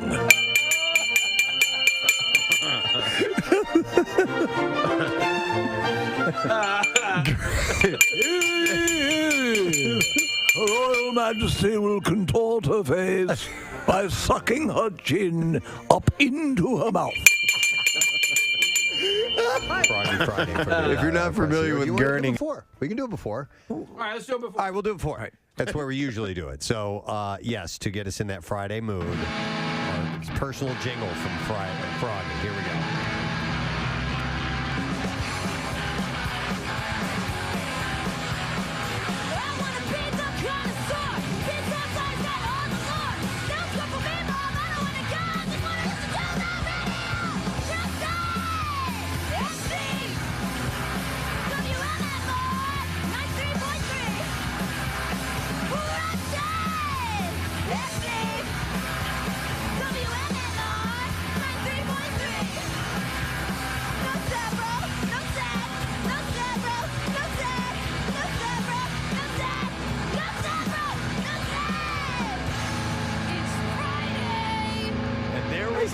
Perfect. Now we can go forward with our weekend. Let's go. WMMR presents Preston and Steve's Bizarre File. Brought to you by Squeezed.com, the best used cleanse on the market. You can lose inches, drop pounds, feel great, sleep better. Now free shipping with the code RADIO at checkout. In a little while, we are going to have a gal on who was hit by a car in a viral video. Sometimes those viral videos just kind of happen. Other times, there's questions about them. So a YouTuber and former Olympic snowboarder has been accused of crashing his plane on purpose to get clicks on YouTube. And the FAA has opened an investigation to get to the bottom of the growing mess. Yes. Preston, I guarantee you this is the tip of the iceberg in a number of these things, and what people will do and what lengths they will go to get stuff like this viral traction. That is insane if that's the case. Trevor Jacob has been the subject of online criticism after posting a YouTube video where he parachuted from his Taylorcraft BL-64 plane and filmed it crashing into the hills of the Los Padres National Forest near Cuyama, California. So obviously this dude has got money to burn. The video outlined his new purchased Taylorcraft's final flight on November 24, 2021. And Jacob also mentioned that he would be spreading the ashes of his friend Johnny Strange during the flight. Strange was killed in a wingsuit accident in 2015. And Jacob explains that he loved the Sierra Nevada mountains. During the flight, however, the Taylorcraft engine supposedly lost power, stalled, and could not be restarted. Jacob then points the plane nose down and exits, sending the unoccupied aircraft into the ground. Jacob continued to film himself as he descended and proclaimed, "This is why I always fly with a parachute." He then trekked back to the wreckage and hiked until a farmer who he credits with saving his life found him in the darkness.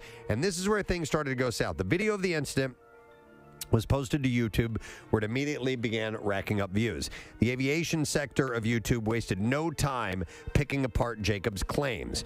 At the time of the writing, the video has reached more than 1 million views, and it's also amassed more than 5,000 comments, many of which called out the crash as being staged. Comments on the video have since been turned off, but that hasn't stopped people from making reaction and explainer videos that point out abnormalities in the pilot's videos. It's worth noting that some suspect the video currently on Jacob's YouTube to be a trimmed-down version of what was originally uploaded. However, a few of the segments can be found when looking at other videos uploaded by YouTubers critiquing the pilot's handling of the situation. According to a specialist, he said whether or not Jacob will be prosecuted for the crash or if he will have his pilot's license revoked will take some time to play out. The FAA is notoriously thorough in investigating matters like these and often takes a year or longer to produce a final report and recommendation. So we were just watching the video. It's actually fairly unimpressive. What you don't really see much when it goes into the brush. Oh, as far as the plane crash. Yeah. But most importantly, the FAA does decide he's guilty. But it shows him, the only person in the aircraft, jumping out. So, I mean, that's part of it as well.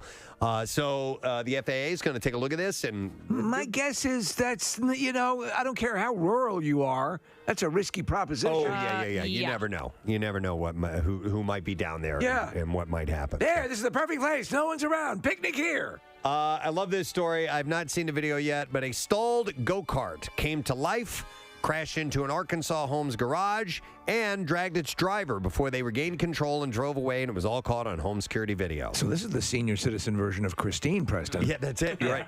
But it's a golf cart, or not a golf cart, a go-kart. Oh, I just said a golf cart. Police are looking for the driver of the go-kart, which caused nearly $1,000 in damage into the garage on a snowy January 15th, just after noon. Home security video captured the go-kart driving and stopping. The driver comes to a stop at an intersection. In the video, it appears that the go-kart stalls. The driver, wearing a brown jacket, sits and appears puzzled over their options before getting out and attempting to restart their ride. After the 6th tug on the pull start, the driverless go-kart springs to life and takes off directly towards a home. Gaining speed, the go-kart ramps up the driveway and slams into a garage door. And then, Casey, this is what I was laughing at when earlier this morning. The driver places their hands on their head, seemingly in shock, runs after the go-kart. Another home security camera captures the second as the go-kart smashes into the garage door. You see the driver sprint up, pull the go-kart from the garage, and then, with the cart's wheels still spinning, it takes off again, and the driver's hanging on, and it's dragging him as it goes away. So, okay, we're watching it right now. Security footage shows the driver being dragged across the driveway into the yard behind the cart as the wheels don't stop turning. After knocking out a yard and taking a 90-degree turn, it finally comes to a stop after all of that. We're watching this now, so... He's hanging off the back, getting pulled. That's a pretty powerful go-kart. Yeah. The driver appears to assess what just happened and takes off back in the direction that they came. The police department posted on its Facebook page 2 videos and photo of the driver in hopes that they can be identified. Growing up, pretty much everyone has been in a classroom where a student gets caught with something they shouldn't have brought to school, and then the teacher confiscates from them. The common scenario played out one day at a junior high school in the town of Mikasa in Japan with a male student named Taro. And it's not clear exactly what was confiscated from Taro, but whatever it was, he wanted it back. So last week, while the school was closed for winter vacation, Taro accompanied his girlfriend, snuck into the school with his eventual goal for the caper being to recover his contraband. The two managed to get inside one of the school staff rooms, but it wasn't long until an employee who was on the premises heard them talking loudly and called the police to report intruders. Obviously, the approach of law enforcement, the couple was still in the school when the officers arrived on the scene and arrested them for trespassing. But here's the rub. Taro is 63 years old and his girlfriend is 58. Both of them attended that middle school that they broke into, and they both graduated it from well over 40 years ago. They were trying to get whatever he got taken from him from 40 years ago. 40 years ago? What could it be? I don't know. Was it a pair of chattering teeth? Maybe it was that. The ire that Taro felt from having whatever his teacher had taken from him also appears to still be something he holds close in his heart, considering the lengths that he went to in his attempt to What did this idiot think the odds were that it would still be accessible or there. Yeah, I don't know. And by the way, and that's a bizarre file. Speaking of the chattering teeth, I read something interesting. That is actually one in A Christmas Story. Yes, sorry, yeah. It's one of the inconsistencies in A Christmas Story because at that time, they hadn't been invented. Didn't exist. Yet. Chattering teeth had not been invented yet, and they show it in her drawer. It's one They of had a those couple of little good continuity things. Yeah, a couple of good novelties that were true to the time, but they missed it with that one, huh? Yep, that's what I read. All right, and there you go. Your B file. We're going to take a break. We're going to come back in a moment. When we return, we are going to have the reporter, Tori Yorgi, yes, who was hit by a car yesterday. The video went viral, and she got back up. She bounced back and got back to it. She's from Philly. She actually interned at Fox 29, so we're going to talk to her. We'll be back in a moment. Stay with us.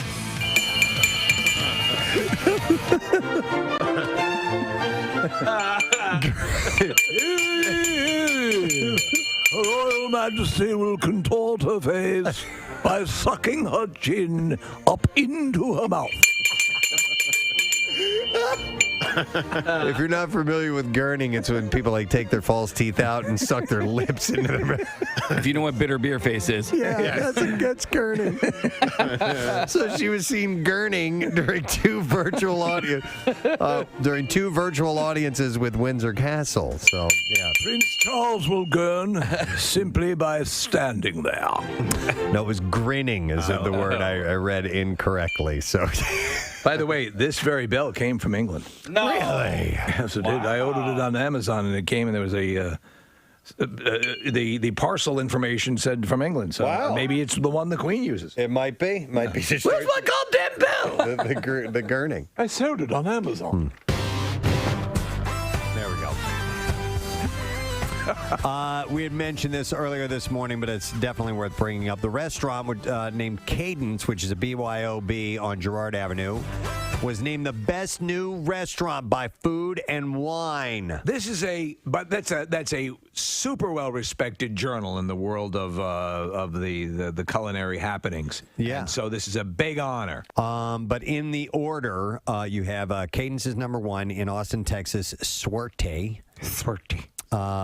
Frenchette in New York, Conby in Los Angeles, Kumiko in Chicago. These are all one-word names. Manny's Chili Dogs. Ah, that's on there. No, Pat's Chili Dogs. Pat's Chili Dogs. Yes. Definitely the best theme. Yeah. Voted number one in Food and Wine magazine. Yeah, baby. That was from the band Cinderella when they were big in the area. They did Hi, we're Warren. We were in town. We want some good chili dogs. We always read through Food and Wine magazine to see who won. They did a commercial for Pat's Dogs. Pat's Dogs. Pat's Chili Dogs. Pat's Dogs. Pat's Chili Dogs. That building is now a We Buy Gold. Oh, is it really? We buy gold. Gold for sale. No more chili dogs. I'm not going west. Pat's Dogs. Pat's Chili Dogs. Pat's Dogs. Next step, selling blood. Yeah. So number 6 on this list is Ada, which is Ada Indian Canteen. Ooh, I love canteens. When you go in that, you need water. Fox and the Knife in Boston. Boston sucks. Hey, we beat Boston. Yeah. Love me some good fox. There you go. Suck at Boston. How's the fox at this place?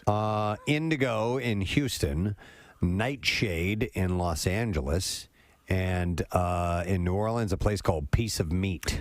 There you go. You know, it's I think one of the most difficult parts of a restaurant would be a name that means something and pops to people. Yeah. You know, like Pat's Chili Dogs. Right. That's. Pat's Dogs.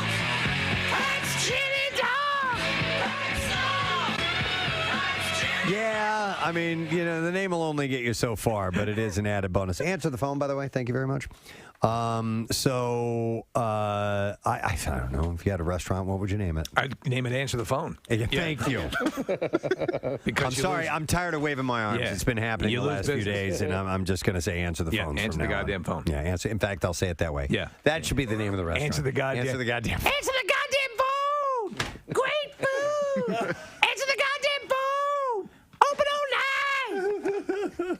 We've been mentioning all morning long tickets for the MM Barbecue go on sale right now. It is exactly 10 a.m. Yeah. You can get your tickets. The lawn seats start at just $25, and we want you to get on board because we want you to be there for all of the bands and all the activities that are taking place. We're going to have Aaron Jones, who we just played, Dorothy, Mammoth, Wolfgang Van Halen's band, Mammoth, he will be there.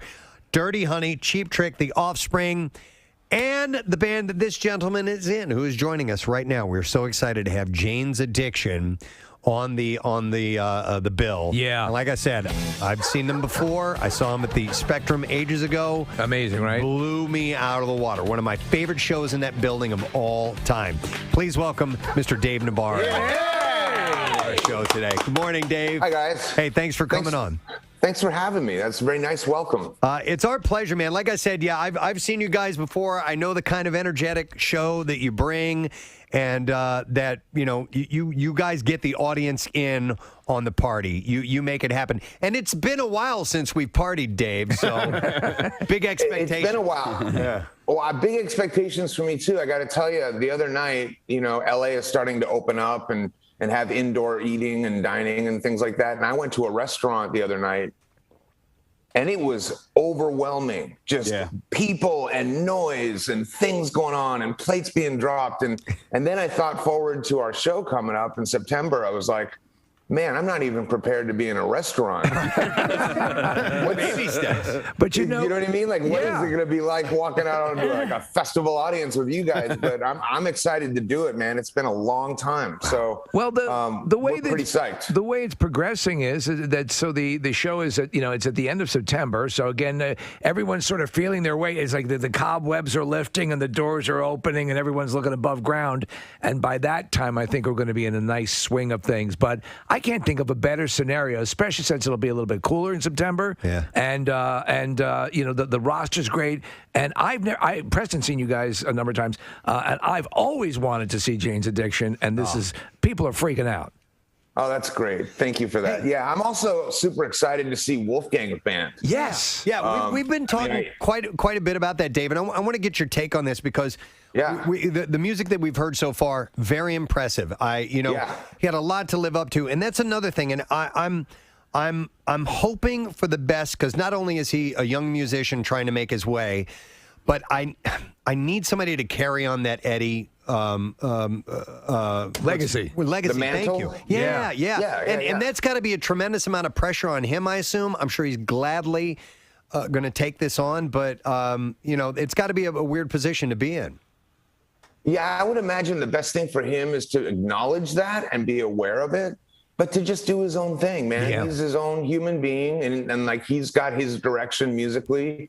And from what I've seen, it is very different than Van Halen. It's a little bit more, more modern rock, I suppose. Yeah. But he's fantastic, and I want to see him. I want to check out the band, and I'm going to do everything in my power to not tell him how much your dad meant to me. It's hard though, right? It's going to be impossible, but you know how hard that's going to be to not do. But I hope the best for him, and I typically don't get to when we do these festival shows. I typically don't get to them early, but I'm definitely going to come down and check out Wolfie, and I'll probably check out Cheap Trick too, because Xander's a friend and I played with him a bunch of times. And a weird side note for me is that I think the first concert I ever went to was Cheap Trick opening up for Kiss. Wow. Oh my God. Yeah. Like in the 70s. Yeah. And so to be on the same bill with them as Cheap Trick and as Jane's Addiction is a pretty big deal for me. Just in terms of having a little personal clash with my own history, I suppose. Well, Dave, I have to tell you, I had my upper thigh felt at a backyard barbecue to a Cheap Trick song in the 70s. So, yes. I don't know that we can top that experience for you. I mean, that was good. Hey, Dave, at least you had that. I wanted to ask, with the length of time it's been since musicians have had a chance to do live shows. I mean, you can pick up the guitar and you can play it and you can keep your chops going, just doing a little rehearsing here and there and writing and whatever you may be doing. But is there a difference between keeping the instrument fresh and being on stage? Or do you have to get your stage legs together, essentially, is what I'm asking? I mean, I don't know. We've been doing it for so long. And, believe it or not, Jane's Addiction has historically taken years off, years of hiatuses. And so, we're just coming out of COVID. And it's been a while since we've been on stage. But we are, ironically, very used to getting back together after years of not doing it. So hopefully we are experienced in trying to make it look seamless once we get back on the stage. But usually when the first downbeat happens and Perry gets into his trip, it's pretty easy to get lost in that environment and just kind of go back to second nature. Yeah. Fortunately, a lot of these songs have been with us for 30 years, so it should be pretty seamless. Well, I'm sorry to interrupt. Dave Grohl has this special coming out about the van life, that evolutionary period of a band. Was that you guys? Was that Jane's? Were you guys doing that? Okay. Oh yeah. We our first tour was in a van with the entire band and the one crew member that we had and all of our gear in a U-Haul behind us, and like literally taking turns driving and just freezing and sick and hating each other and in close quarters. And when you do get to a motel, you all share a room. Like it was the early days were rough stuff. Well, I was surprised to find out when Dave is mentioning when Nevermind came out, this album is out. It's starting to hit. They're still in a van traveling to shows. It is, this is a groundbreaking record. This is huge. This is rock and roll history right here. And they're still driving around a van. When Nothing Shocking, were you guys still doing the van thing when that came out? I know that we had a couple of tiers. Okay. So we went from a van to what we thought was a great idea, which was a Winnebago. Okay. So it wasn't quite a bus. It was a Winnebago. It was literally like a mobile home. And we broke out a window. One of the side windows got shattered somehow. So we were literally touring around the East Coast in the dead of winter. Oh, no. With just freezing cold 75-mile-an-hour wind just wafting through the Winnebago. Did you try to tape up like a trash bag or something? Well, you try. You try everything. And then finally at some point you're like, fuck it, we'll do it. All right, thank you very much, Kathy. Some really great things about this next guest in the story. We were in here yesterday. We were watching the video. Marissa goes, "You got to see this," or was it you that showed? No, it was Marissa. Marissa's coming. You got to see this. She goes, "She's from Philly." And she plays the clip, and we're going to have her on in just a second. A reporter in West Virginia, a TV station, doing a live report, gets hit by a car. Mm-hmm. And not like a little tap. Like she got hit and knocked to the ground. Gets right back up again and continues the report. And I told Casey I felt like totally big timing yesterday because we're sitting here watching this, and I go, that's great. Get her on. Get her on tomorrow. And, of course, Marissa took care and made it happen. I'm going to play the clip here for you. This is clip number 1 of this happening. 3's Tori Yorkie joins us now live in Dunbar. And Tori, now we're starting to experience water main breaks. Oh my gosh, I just got hit by a car, but I'm okay. I just got hit by a car, but I'm okay, Tim. That's first for you on TV, Tori. Woo! Are you okay? I'm okay. I actually got hit by a car in college, too, just like that. Wow. I am so glad I'm okay. One sure woman you're band. Okay, Tori? We're good, Tim. Ma'am, you are so sweet, and you are okay. It is all good. Oh, my God. Is that the woman that hit her? Yeah, I think so. Yeah. And I was, when she said I got hit by a car in college one time, I was like, oh my God. It's okay. I get hit by vehicles often. And then one last part to play here. All right, here. You know, it's my last week on the job, and I think this would happen. So you were bumped specifically to me, Tim. Were you bumped down low, Tori, or were you hit up high? I couldn't really tell from the looking. Oh, do you know if I was bumped down low or up high, sir? I just saw you disappear. I don't even know. I don't even know, Tim. My whole life just flashed before my eyes. Oh my God. The pride of Plymouth White Marsh. Please welcome Tori Yorkie. Yeah. Thank you. Hi, Thank you. Oh my God. Oh my God. Are you okay? Yeah, I am okay. I am good. I'm just a little sore. Thank you for asking, but I'm totally okay. So what happened was it wasn't a head-on. It was more of like a side swipe, but a fairly vigorous side swipe, correct? Yeah. I thought about it afterwards, and I was really grateful for the way that she had hit me because she pushed me forward. And, I don't know, that could have went a lot of wrong ways. So I was just kind of, she I guess she must have hit me with the headlight and, tossed me essentially. But it was all good. There was a patch of snow there, and I think that might have helped break my fall. I'm not really sure because I kind of, blanked out a little. But, it's all good. Yeah, we just got back up and kept going with it. Okay, so what day did this happen? Was this on Wednesday? This was on Wednesday night, at 11. Wednesday night. So then it hits the social media craze on Thursday. Yes. Today, you were on the Today Show this morning. Yeah. And so I would imagine yesterday was an absolute whirlwind for you, right? Oh, yeah, it was, for sure. I've never had so many text messages, emails, calls. It was crazy. And everyone wishing me well. It was so nice.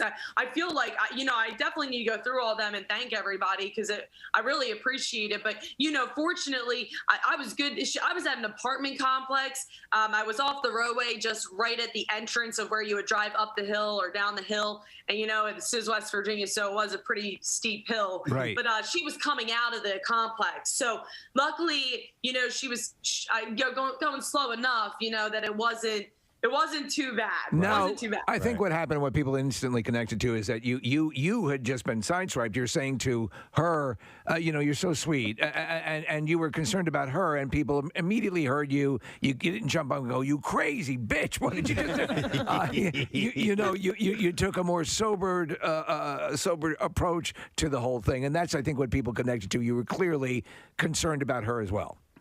Yeah, no, and I appreciate that. And a lot of people are saying that. The thing is she didn't mean to do it, and I could tell as soon as she got out of the car, her face, her voice was super distraught, and I was like, you know what? I haven't hit anybody, but I've definitely been in a situation where I, was like, oh, I can't believe I just did that. So I didn't want to make it any worse on her, and, and now I feel even worse because it's like everywhere. So she's just kind of, probably having to see it more and more. But she was really a nice person and genuinely didn't mean it. So I just figured, let me just reassure her, let her know I'm good. Everything's fine. We're good. When Marissa told me you were from our area, I was almost expecting you to go, "It's okay, I'm from Philly." Yeah. No, yeah. Oh, I was going to say, we got to hear about the college thing. All right. What's that story? I know. It's funny. I don't know why that was like the first words to come out of my mouth. I really don't know. It was one of those things, just shock, Yeah. But basically in college, I went to Penn State University, and I was walking home from the library one night, true story, and I was walking past an alleyway, and the guy just rolled a stop, and he wasn't going, not maybe like 10 miles an hour, if that, just gave me a little push, and he got out all concerned. I was like, dude, it's good, just keep going, we're good. And I just kept walking, and then so I think in my head I was trying to just reassure her, this has happened, it's fine. I get hit all the time. Yeah. It wasn't that bad at the time. I just was like, let me just let her know. That's the only thing I could think of as to why I said it. It's just funny because it'd be akin to someone saying, "Oh, it's okay, I get hit by lightning all the time." Yeah. Well, but so what happened with her? Why did she hit you? I don't know. I was standing in, like I said, at the end of that apartment complex. I was up against the corner, and I was actually on the opposite side as to where the cars typically turn out like that. I think she just cut it real good. And I don't know, maybe the emergency crews, because there was a water main break and the whole road was not closed, but down to one lane, and they were doing slow, the workers out there with their slow and stop signs. Right. So maybe she got a little, distracted with that, or, just it could have been a lot of different things.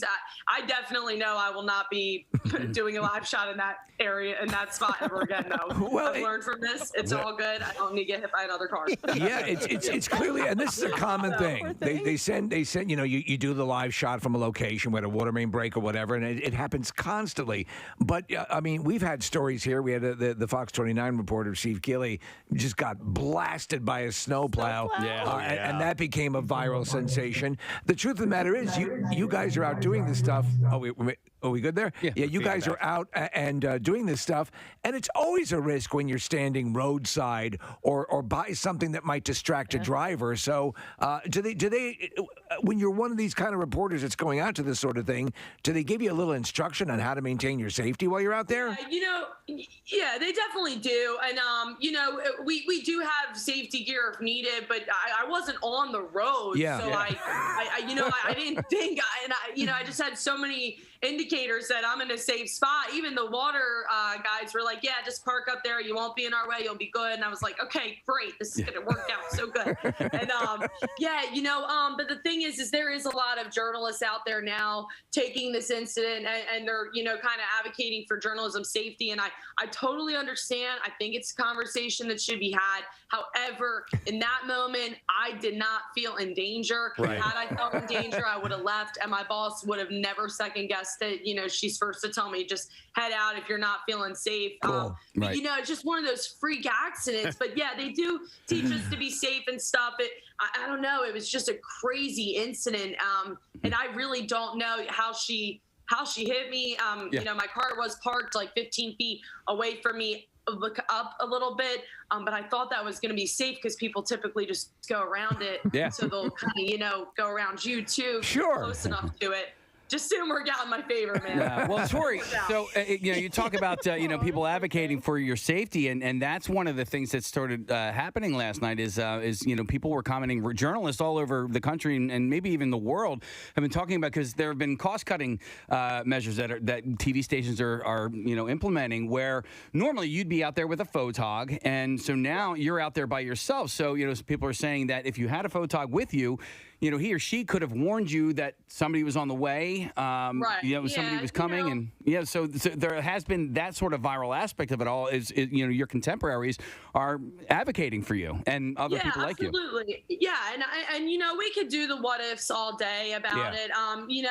The thing is, when you are in these size markets, they're smaller, not as many people, so smaller, mid-size. Even the larger markets, though, I've noticed lately, they're having one woman, one man bands. And the thing is I signed up for this. I knew what I was getting into. This wasn't my first rodeo on a live shot by myself.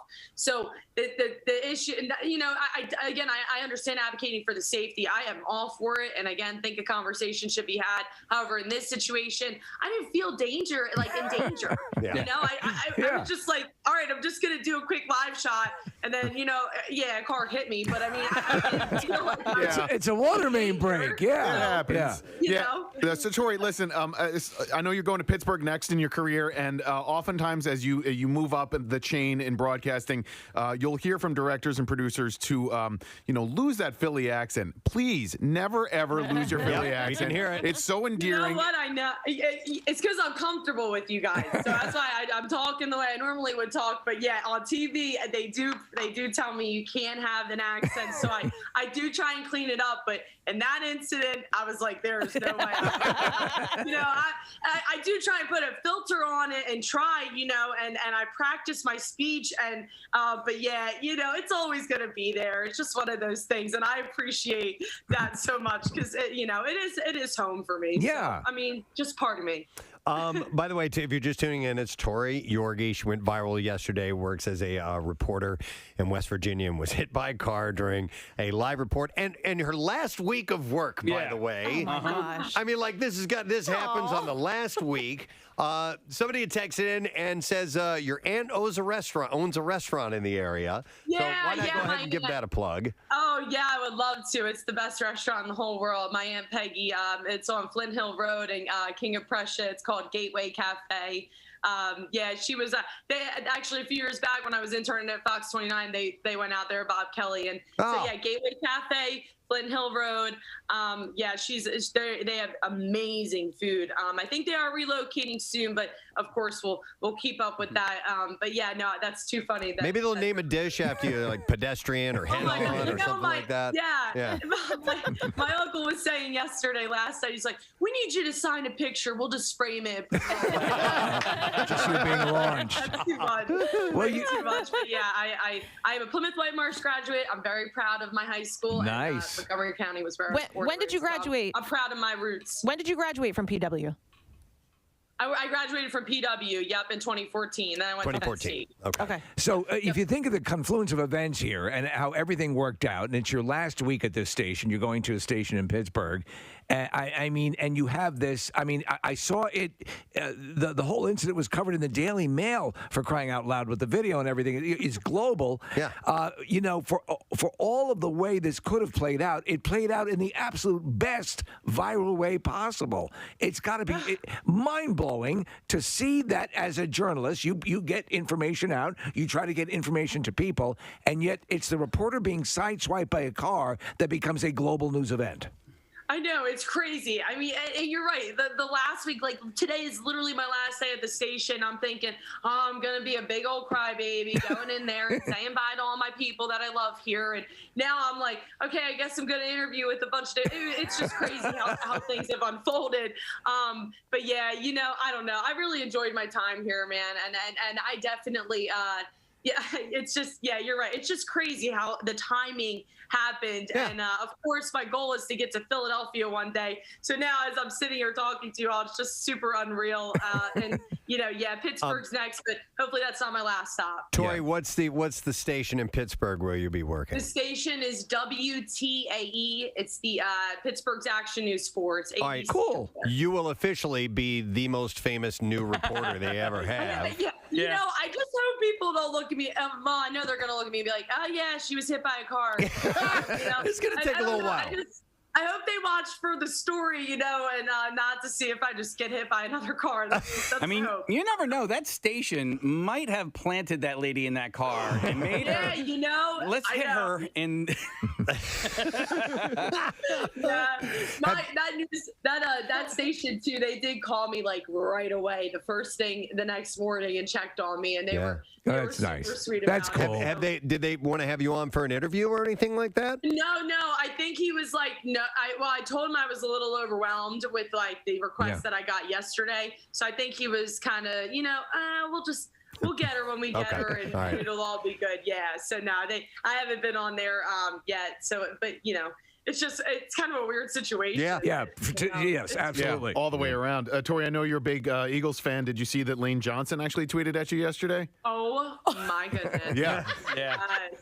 I screamed. I think I was like crazier than the Today Show. And then, you know, I talked to Brandon Graham this morning on WIP. Yeah. It's just been a crazy like 48 hours. Wow. I love my birds, and that part was like, oh my gosh, that's when I lost it. Honestly, I was like, this is too much for me right now. That's cool. Wow. Well, listen, I can't say I'm happy you got hit by a car. I mean, that's just there's no way to say, you know, that. But I'm glad you're getting the attention you're getting. That's really cool. Yeah, thank you. I know, you know, it's going. I don't know. I guess it's just one of those things. You just take a negative and make it into a positive.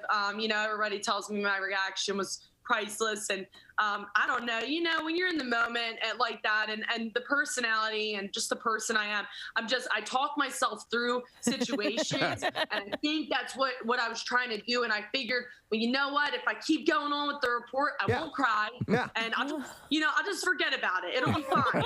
And then of course, when I was done, the report, you know, it did not. That was. It didn't mitigate it at all. Yeah. But that's it. That's what a professional does. Yeah. You carry on, man. That's what you do. You're on your way. So that's awesome. Thank you so much. Thank you. Well, thank you for coming on this morning, Tori. We know you're overwhelmed, but maybe we'll see you in person someday. Okay. You guys are so fun. Thank you so much for everything. Good luck with everything, Tori. You're you guys. Headed to Pittsburgh, hit by a car on live TV in West Virginia. I hope Oh we my see her God. here. I hope she makes it back to Philly. You know? You know? You know? Oh my God, she's adorable. Yeah. She's great. She seems as sweet as you could possibly be. Man. You guys ever been hit as a pedestrian, like bumped or anything like that? Yeah. I have not. Yeah, it was someone coming out of a parking lot. Really? Same sort of scenario of side swipe, front quarter panel, you know. And so I wasn't launched. I was rolled down the side of the car. As, you know, like you start spinning around. Right. So that was that hit. Yeah, she had a really good situation. My older brother, was hit years ago. He was hit from behind a car coming at a pretty decent velocity. He happened to that day be wearing a school pack with a thermos and a lunchbox in the back. Wow, help protect him, and right? that helped protect him, yeah. Wow. Because I wonder, you know, I mean, if you get hit, you're lucky. If it hits too low, you know, you're gonna bend, you know, and end up going under. Or I think if it hit, well, I don't know. If it hits too high, you'd end up going underneath the car. There's. Well, we were looking at some footage this morning of a guy on a motorcycle colliding with a car. Do you remember the time that we talked about this on air about people who've been knocked out of their shoes? Literally knocked out of their shoes, and they'll find the shoes. You know. And it's more common than you think. Like literally, you get hit and their shoes go flying. And what they say normally is if you lose one shoe, you have a chance of living. If you lose both shoes, there's Oh, really? Yeah. It's kind of a rule of thumb. Think of the So think of the weight of a car. And you think of it, you know, an unstoppable force. You know, and just by sheer size and momentum. Doesn't have to be going fast. You saw the way she got launched, you know, and that woman was coming out of a parking lot. She wasn't going 50 miles an hour. Right. It was just a very slow progression, but it launched her. That's all you need. Yeah, hang on a second here. I'm going to go to Justin. Hey, Justin, good morning. Hey, you crumb bums. Nothing but a crumb bum. Hey, what's up, bud? Hey, a buddy of mine, actually, I was with, this was like back in the 90s when we were younger. We were outside of a carnival up in Roxborough, and we ran across the street. He got hit by a car. He went flying, knocked out of his shoes, and actually got up. He wasn't seriously hurt, but ended up walking away from it. Knocked out of his shoes, and he was able to walk away? He walked away. I couldn't believe it. You know, he kind of limped around a little bit, but he probably could have cleaned up with the insurance company. But Jesus, I mean, think of the velocity. Think of the impact to launch you out of your shoes. Yep. Yeah, not both of his shoes. I don't know how that happens, but it definitely happens. All right, thanks, man. Appreciate it. I'm going to go to some other calls. Let me go to, I have JJ. Hey, JJ, good morning. Gadzooks, guys, what's up? Yo, bud, what's going on? All right, so I was driving in the rain in my truck, and I saw a girl had flipped her car over on its side, and she had come to rest on the shoulder of the highway. So as I was approaching, I realized she wasn't out of the car yet, so I stopped to help get her out of the car because it's not safe. Right. Well, while that was happening, some other people stopped, and I was looking in the car at her, like communicating, and I didn't hear everybody start to shout, you know, like, move, move, move. Yeah. The two guys that were next to me ran up the embankment, and one guy turned around to reach back for me, but he was too late. Oh, man. A semi came and hit the accident scene. Whoa. Holy hell. It hit her car, which was on its side, into my body, and then that propelled me backwards. And then the truck, which was still moving forward, hit me directly. Whoa. And threw me onto my back. Damn. Dude, you got hit by a truck. What kind of internal damage did you have? I actually got away without very severe injuries because what happened was when the truck hit me, it pushed me out in front of it. And as the wheel was coming towards me, I was kicking at the wheel to push my body away from getting ran over by the truck. Oh, my God, man. Wow. You were within seconds. It was really close because, like, the truck went up the embankment. So as they started yelling, I look up and, like, not like up and straight outward. I, like, looked straight up, like craned my head up towards the sky. Right. Because the truck was coming down the embankment at me. So it hit me. It, like, busted my chin open. I got all bruised up from sliding on the pavement. And I sprained my ankle kicking at the truck. Wow. Was anybody else hit or hurt when that truck hit? The girl that was in the sideways car, she got hit by the truck, but she was in the car, so her body was kind of protected from it. But I was basically the worst one off. And your injuries, to put this in perspective, a guy dressed as a peanut had worse injuries than you had. He got ran over. Yeah. All right, thanks, JJ. Appreciate it. That's pretty wild, man. Hang on, I'll go to Vanessa next. Hi, Vanessa. Good morning. Good morning, Preston and Steve. How are you guys? Great. How you doing, Vanessa? I'm doing all right. I just wanted to call in. You guys were talking about losing your shoes. I actually got hit by a car about 4 years ago walking from behind, and I was wearing a backpack that saved my life because it got ripped in shreds, and it had wine bottles in it. And they said if there weren't towels in the backpack, it would have been my back. See, alcohol again saves lives. Saves lives. But that backpack scenario, it's the same thing that happened with my brother. The backpack served as a cushion, and that's what saved him. And your shoes? Yeah, and I got thrown right out of my shoes. I broke my face in 4 places, but I'm still doing all right. I'm glad that happened. Wow, man. I was walking down the road at a festival, and someone hit me from behind, and I had about 4 hours of amnesia, but I actually signed myself out of the ambulance and went to the party I was supposed to go to. You went to the party you were supposed to go to. Where's the wine? Yeah, literally. Wow. All right. Thanks, Vanessa. That's crazy, man. Wow. Hang on. Let's go to, this is in Kathy's neck of the woods. I'll go to Craig. Hey, Craig, good morning. What's up, Craig? I can't believe I actually got through to you guys. Yeah, you made it. So a few years back, I used to live in Conshohocken, and I was going out one night. I was right at the intersection there with where Guppy's is. Elm and Maple. Yep, I'm making a left-hand turn, and I never saw a woman who was crossing the street, and I hit her. I was going maybe 5 miles an hour, and I, jumped out of my car to make sure she was okay. I helped her over to the sidewalk. I run down the street because her shoes must have flown about 25 feet down the street. Oh, my God. Nobody else, not one other person got out of their car to see if she was okay or see what happened. Everybody else kept going on their way. She ended up being fine, but the funny part about it is I lived in a condo building right there, and I've never seen this woman before in my life until that day. I realized she lived not only in the same building, but right across the hall from me. Oh, my God. Oh, wow. Okay. Man, listen, if you don't like your neighbors, just tell them. Yeah. So after that, we would bump into each other all the time, and it was always super awkward. I was always extra nice to her. Yeah. What do you say? Nothing to do with me. Oh, no kidding. What do you say to somebody like that? Now, was she leaving Guppy's? And did she have the Kathy Romano sandwich with her? I believe she was eating the sandwich as she was. It was so delicious. Yep. Thank you, Craig. Yeah. Appreciate it. By the way, here's a text, and Nick asked if they could call in, but we haven't received a call from them. But listen to this. It says, no lie, and I can produce the newspaper article. I was hit a total of 27 times by a car in my life. Not one was I in a car. What? He says, and I have a metal face to prove it. LOL. Oh my God. That's a story that needs to be heard. I hope this person gets it. Finally just replied, so they said they're going to call back, so hopefully we got to take a break. But maybe, in the next segment, we'll have a chance to talk to somebody with a story like that. We might be able to fit that in. All right, well, anyhow, be careful out there, friends. But I love this Tori Yorgi. She's great. That was excellent. So we're going to break, come back in a second. Another great guest, Michael Yo, will be on the show. And you know what? I want to give away some Villanova men's basketball tickets. You get a pair if you're caller number 15 to get to go to a Villanova men's basketball game from Delaware Valley Honda Dealers, proud partners of Villanova basketball. Visit your local dealer for a great deal today. Go Cats, and we'll be right back. And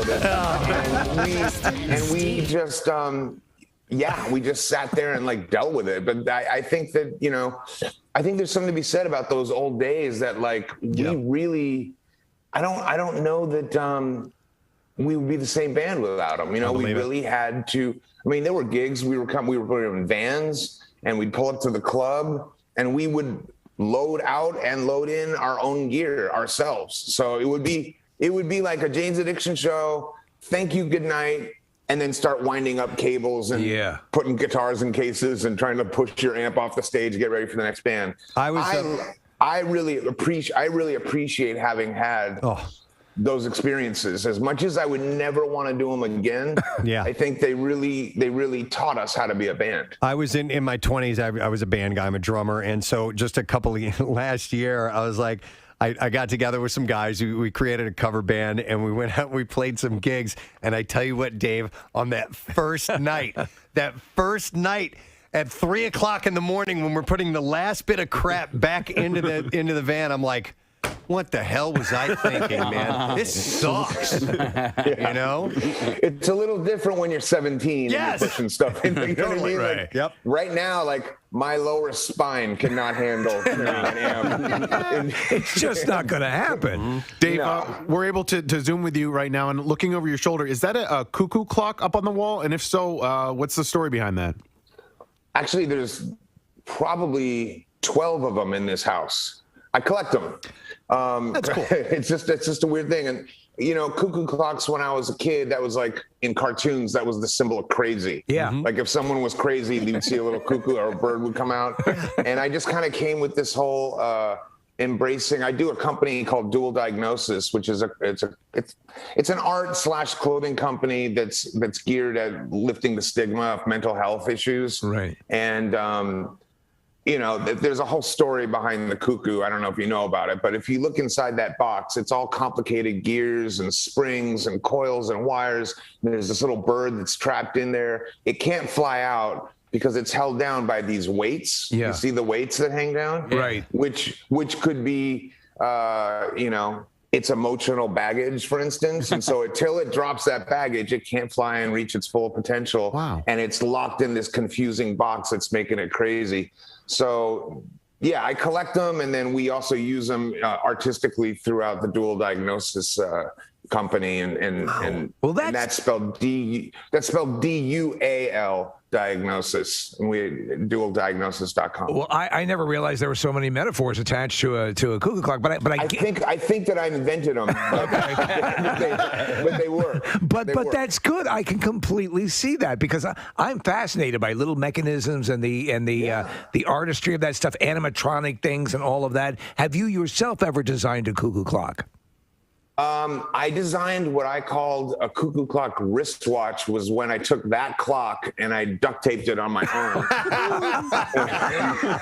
Okay, that counts. This is a crazy watch, but no, I'm not a tinkerer. For instance, I love watches. I love components. I love things that work like that. But I mean, these things, you know, they're kind of genius, and the implications, like the humorous implications that they contain, are kind of funny, and you just don't see them anymore. But if you look around my house, like I think there's one over there. Yeah. There's one there. There's one on the other side. So there's like 15 of them in here. But the best part is that they're all set at different times. Yeah. So throughout the day, just a different bird is coming out. That's great. And it will literally drive you insane. I mean, if you're not insane already, put up 5 cuckoo clocks. You know what it's like. Yeah, you know, my sister's actually obsessed with cuckoo clocks as well, but she does not have one. Maybe that is a good gift for me to get for her. It's a great gift, and they you know they make them battery operated now, but the ones that are really special are the ones that are handmade, that use the actual weight system to have the time tell time, and even the pendulum has to be hung at the right length, otherwise it's going to either tick too fast or too slow. Okay. So they're very complicated things, but they are interesting to be obsessed with. I completely get it. Yeah. I did not expect to be talking about those. Well, I'm sure you're not going to expect to talk about this either. Are you wearing a Snuggie right now? No, right now I am wearing a it's like a hooded cape. This is like for outdoors life. That's pretty ceremonial outdoor life, and it happens to be 7 a.m. here in LA, and I just happen to be freezing. But I will tell you this: I am not opposed to a straight up Snuggie either. No, why would you be? Dave, who would you say between you and Perry? You guys are artists to the core. Yeah. Who's a little more quirky in their personality? Is it you or Perry?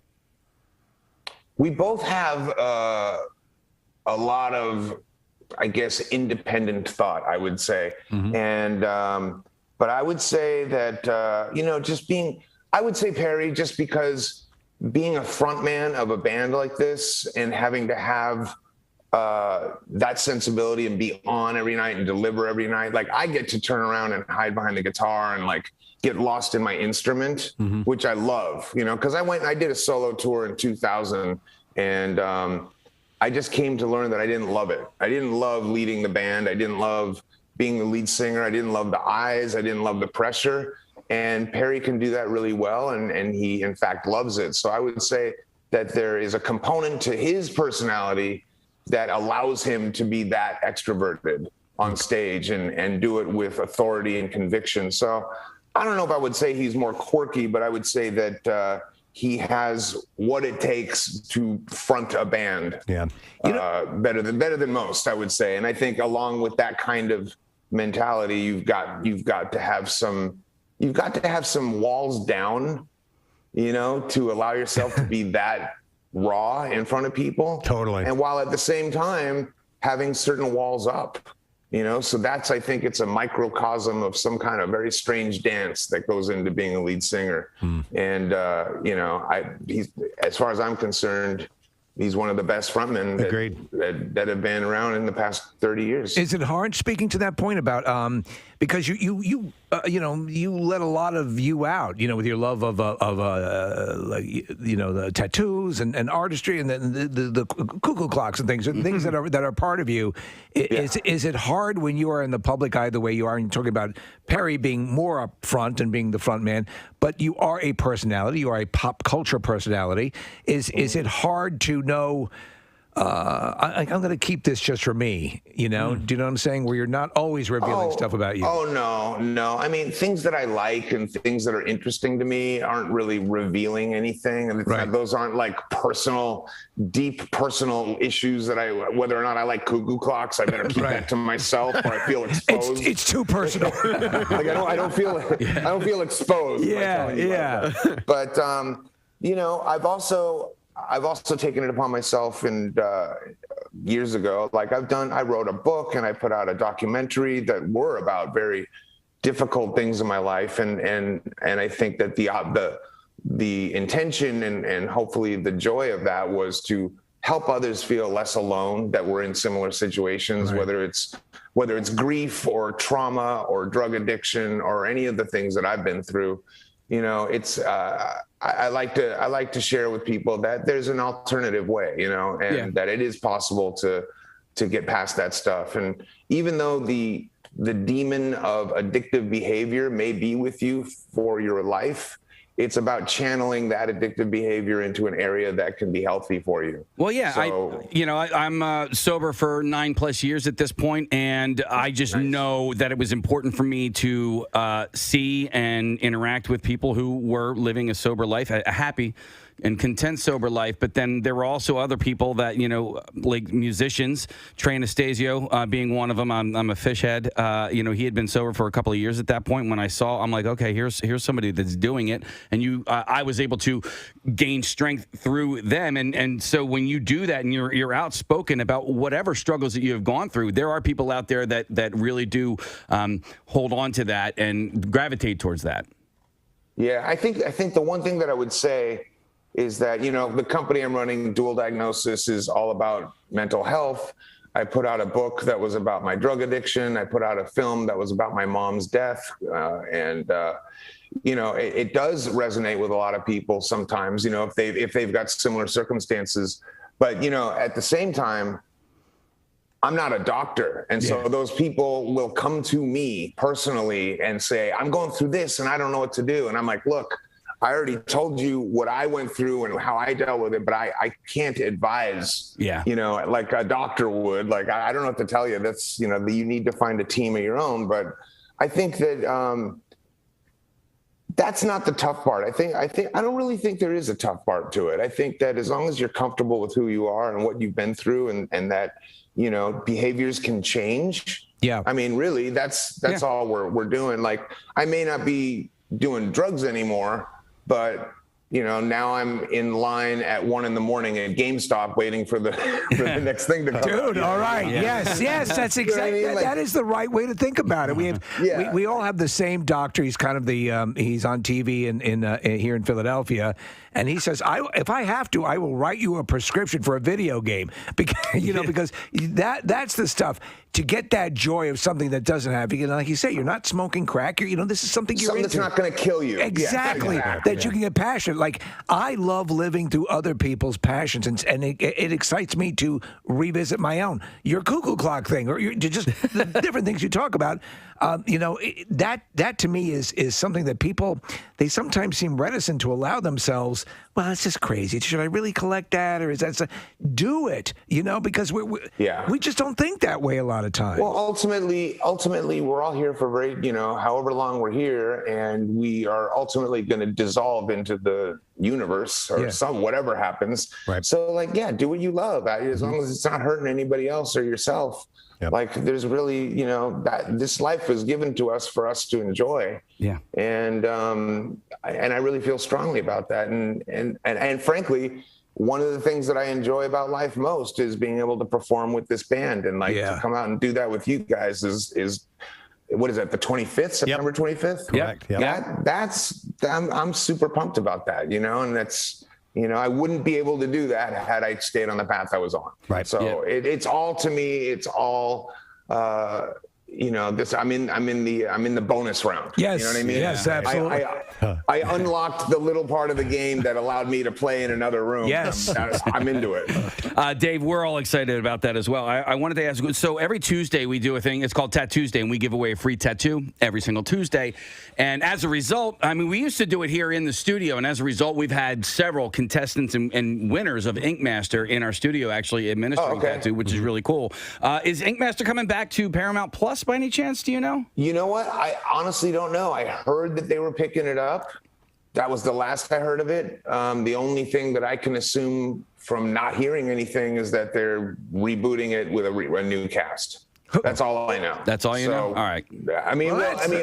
In fact, I don't even know that because there's been very little dialogue.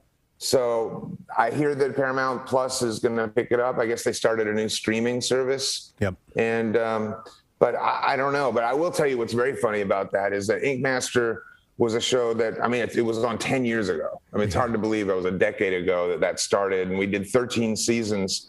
And then during the pandemic, Paramount sold a couple of seasons to Netflix. So now it's on Netflix, but these are old episodes. Right. But what that did was that opened us up to a whole new audience that had never seen us. And I started getting messages from people who were angry at me for certain people who got sent home 10 years ago. Oh my God! You know what I mean? Like they thought it's it was just now. Yeah. Fuck you for sending Josh home. He was the one. Like, how dare you? I'm like, oh my who's God, Josh! I don't even know what you're talking about. That's great. But people get very passionate about that. I hope that when you give out tattoos, is there one artist that you use, or is there a resident artist? Or yeah. There's there's a shop. Yep. We have one shop, several artists within that shop, and there's a guy named Troy here who is he's a big name in the tattoo industry in Philadelphia. Actually, he is responsible for a lot of the tattoo conventions all across the country. Yep. So he has a lot of guys and he's also super generous. So do they get to decide what they are getting, or does it have to be a WMMR? They have to include on the throat. They have to include us in there somewhere. And Metro traffic on 93.3 WMMR. Thank you, Kathy. Our next guest is going to be at Punchline tonight and tomorrow. We love talking to him, and every time I think of him, oddly enough, I don't think about how funny he is. I think about, why can't I be good looking too? Yeah, this son of a bitch. But he is funny and he's good looking. Hilarious and good looking. He's sopping up all the good attributes while we get stuck with the crap. That's right. But he's Michael Young. This morning. What's up, Michael? Guys. How you doing, man? I'm good. It's nice seeing ugly people in the morning. I love it. It makes me feel better. It makes you feel better. Yeah. See, we serve a purpose. See, I need to wake up with you guys every morning. You know, you make me feel better about myself. That's why, like I say, Michael, it's always good to have a friend who's older than you are. Just he's going to say, well, I'm not him. I'm not that old. So it always helps. And then to be surrounded by ugly people, it's got to make you feel good. It can even be very, very subtle. That's all that we ask. So. Right. Yeah. That's nice. The rabbit in the the Playboy cover, it can be very discreet. So yeah, some are more subtle. Do you than want to know others. something funny about this? Do you see this? yeah. That's the Playboy. Okay. Yeah. All right. So here's a quick story. I was doing an interview with Hugh Hefner. And Hugh Hefner was talking about how the bunny, well, first of all, it started out, it was a stag. It was supposed to be a cartoon of a stag. Right. And the night before the release, he couldn't sleep. And he got up in the middle of the night and called the designer and said, I hate the stag. You got to come up with something else. So they scrambled at all hours of the night and landed on this bunny, which then became the most iconic thing, in terms of branding. Wow. Huge. And he went ahead to tell me that it is probably the #1 most tattooed logo of all time. The Playboy bunny. I believe it. Wow. And so at that moment, I said, has anybody in the history of tattooing this bunny asked you for permission? And he said, no, actually, nobody's ever asked. And I said, well, then let me be the first. Is it okay with you if I get the bunny tattooed? And he said, absolutely. So I have the one and only Hugh Hefner sanctioned. Wow. Like, I wouldn't have gotten this otherwise. But the fact that, what do I care? I'm gonna tell you. But the fact that Hugh sanctioned it and gave me the okay, and it's the only one that exists that's like that, was pretty special. That's awesome. That's a great story. Yeah. Wow. Pretty That's cool. awesome. Excellent. Dave, we're really excited. Not only that you guys are playing the show, but that you took the time to join us on the program this morning. We really appreciate it. It's a pleasure, man. I'm looking forward to being out there. And are you guys going to be at the show? Oh, yes. yeah. Oh, yes. Absolutely. I would not miss your guys' set. So We'll come back and say hello, will you? Okay, for sure. Absolutely. Thank you so All much, right, Dave. guys. We'll see you in September. Dave Pleasure. Navarro, Yeah. guys. How about it? Wow. nice He's guy. awesome. Super nice guy. And I bet you he could point to every single tattoo and tell a story like that as well. What you're playing right here. Stand up very easy because we have to paint pictures with just words. Once they see you, to me, that was a lot easier. Once they can see you do act outs and things, because radio to me is a talent that not many people can do, because people are like, all you do is talk. But you got to talk and make people interested. So I feel that any radio DJ could be, a solid comedian. Well, it's funny because we've had people come in who've moved into the world of podcasts. We've had all sorts of comedians and friends of ours who have, I'm doing my podcast, and then they come back after doing it for a little while, and they come in and they say, what you guys do is pretty hard. I didn't realize. Oh, yeah, but so you're right. You came from radio, so you know what's involved in. It's not like, I think I'll do a podcast this week. It's like, you're cracking that mic and you better be ready to have stuff to say.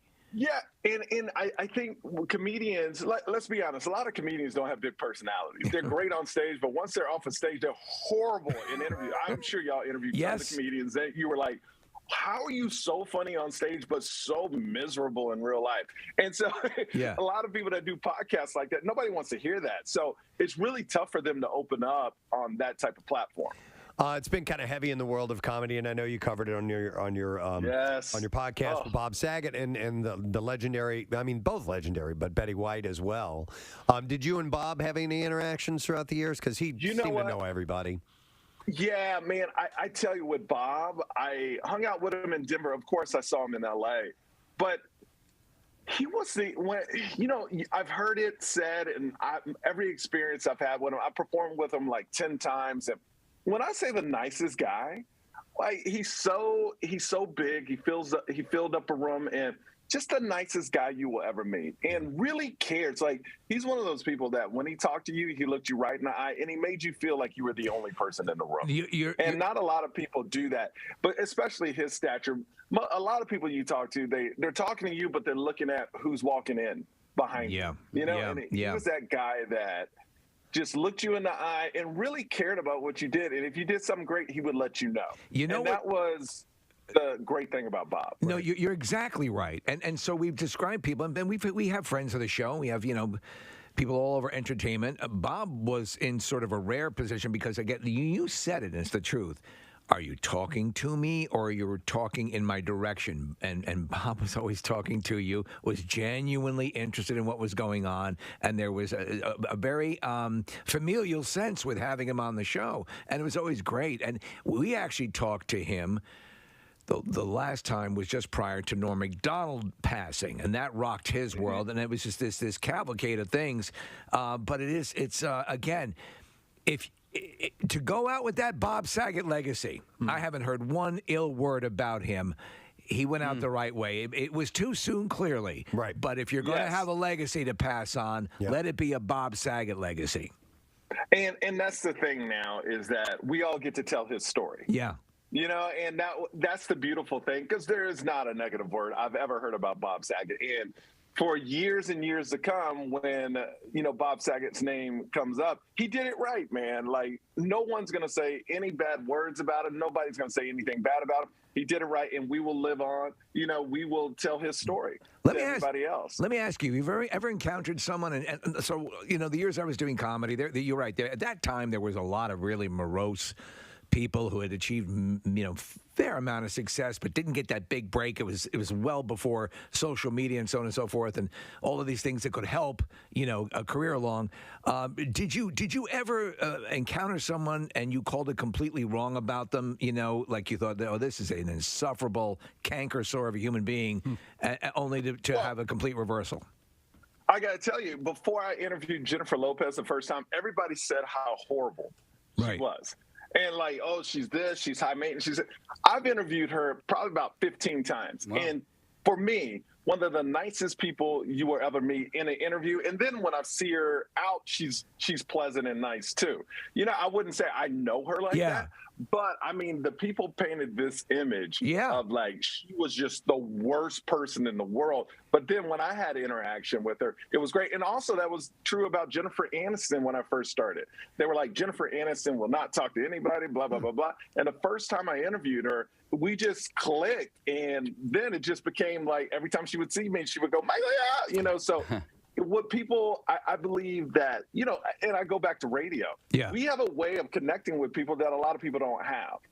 Yeah, no, I agree. Yeah, and so radio, you obviously do a great stand-up comedy, interviewing on TV, but you're also an actor. And the amount of times we've had you on our show, I don't know if we've ever brought this up, but you're in a movie. It's one of Steve's favorite movies. It is a movie Lord. No, seriously. It's a movie that focuses on courage, positivity, and the effects and the triumphs of the underdog. From Justin to Kelly. Yeah. We did talk about it, but Steve loves that movie. I listen. It is, he's not lying. I love that movie, and everything that is wrong is what's great about that movie. And we are friends with Justin as well, and so he is a legitimate friend of the show, a great guy, super talented, and I think even he has a warm spot for that movie. Why do you love that movie so much, Steve? Because what kind of feeling it's so incorrect in everything it does, and yet it all meshes together in a wonderful. I love bad movies that started out with the best of intentions. You can't force, like a lot of times people try to force bad cult movies. It doesn't work. Right? This is going to uplift humanity. And it makes you actually feel worse when you see it. So, but that's the beauty of it. You know what I'm saying, right? But that just shows you how bad I was back then, because they cut me out of the movie. I think I'm on the extras. I've never seen it once. No.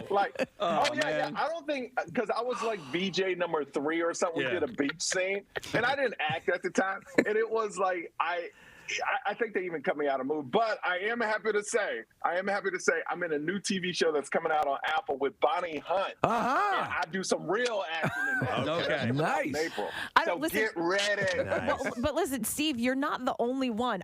That movie I was in, I remember exactly where I was when I watched From Justin to Kelly. I was in Orlando, okay? We were going to the theme parks, and I was like, hold on, wait, the movie's not over yet. And I finished the movie before we left. That says a lot, see?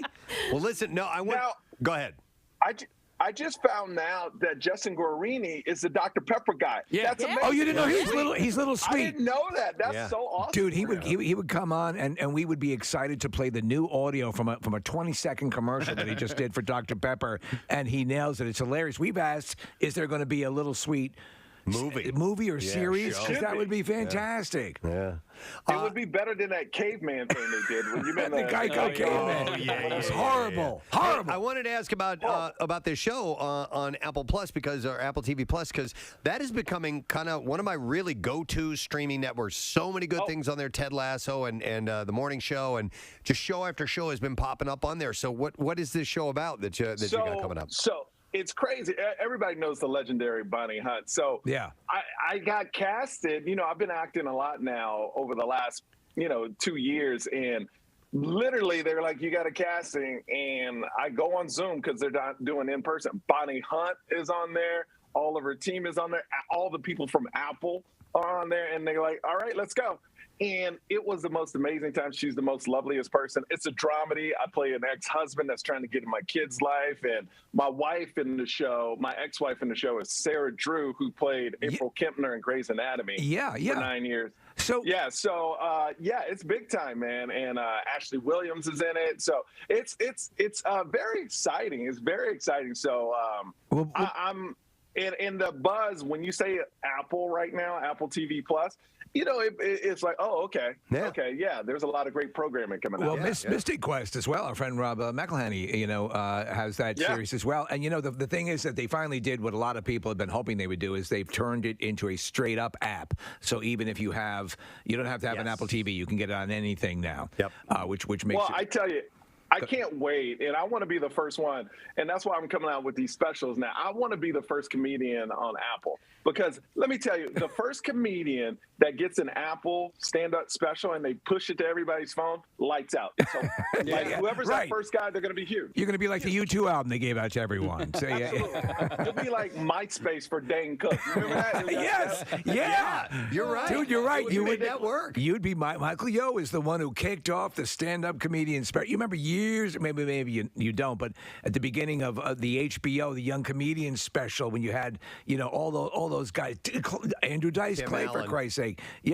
All of those guys were part of that initial wave. And it was like, oh my God, you immediately got that you were associated with that forever. That'd be very cool. Yeah, well, like in Russell Peters, he did it with YouTube. He exploded on YouTube, and then now he can go anywhere in the world and sell out. So it's a thing where I have all these friends that are like selling out stadiums now. When I knew them, they were like, trying to get people in clubs. So it's just an amazing journey to watch. Well, you worked with Kevin Hart, yes. and the fact that he came in and did shows at the Link, or when we've had Sebastian Maniscalco come in and to do a full arena, to do 50, 40, 50, 60,000 people. And you say that used to be, to me, that would seem to be a nightmare for comedians. And now the technology is such you can do that. Is that something you could see yourself doing one day? Oh, 100%. I'm not in it just to play around. I'm in it for the big time. You know what I mean? So I feel like I'm a type of guy that likes to fail fast. If I know I'm not good at something, I'm getting out. Right.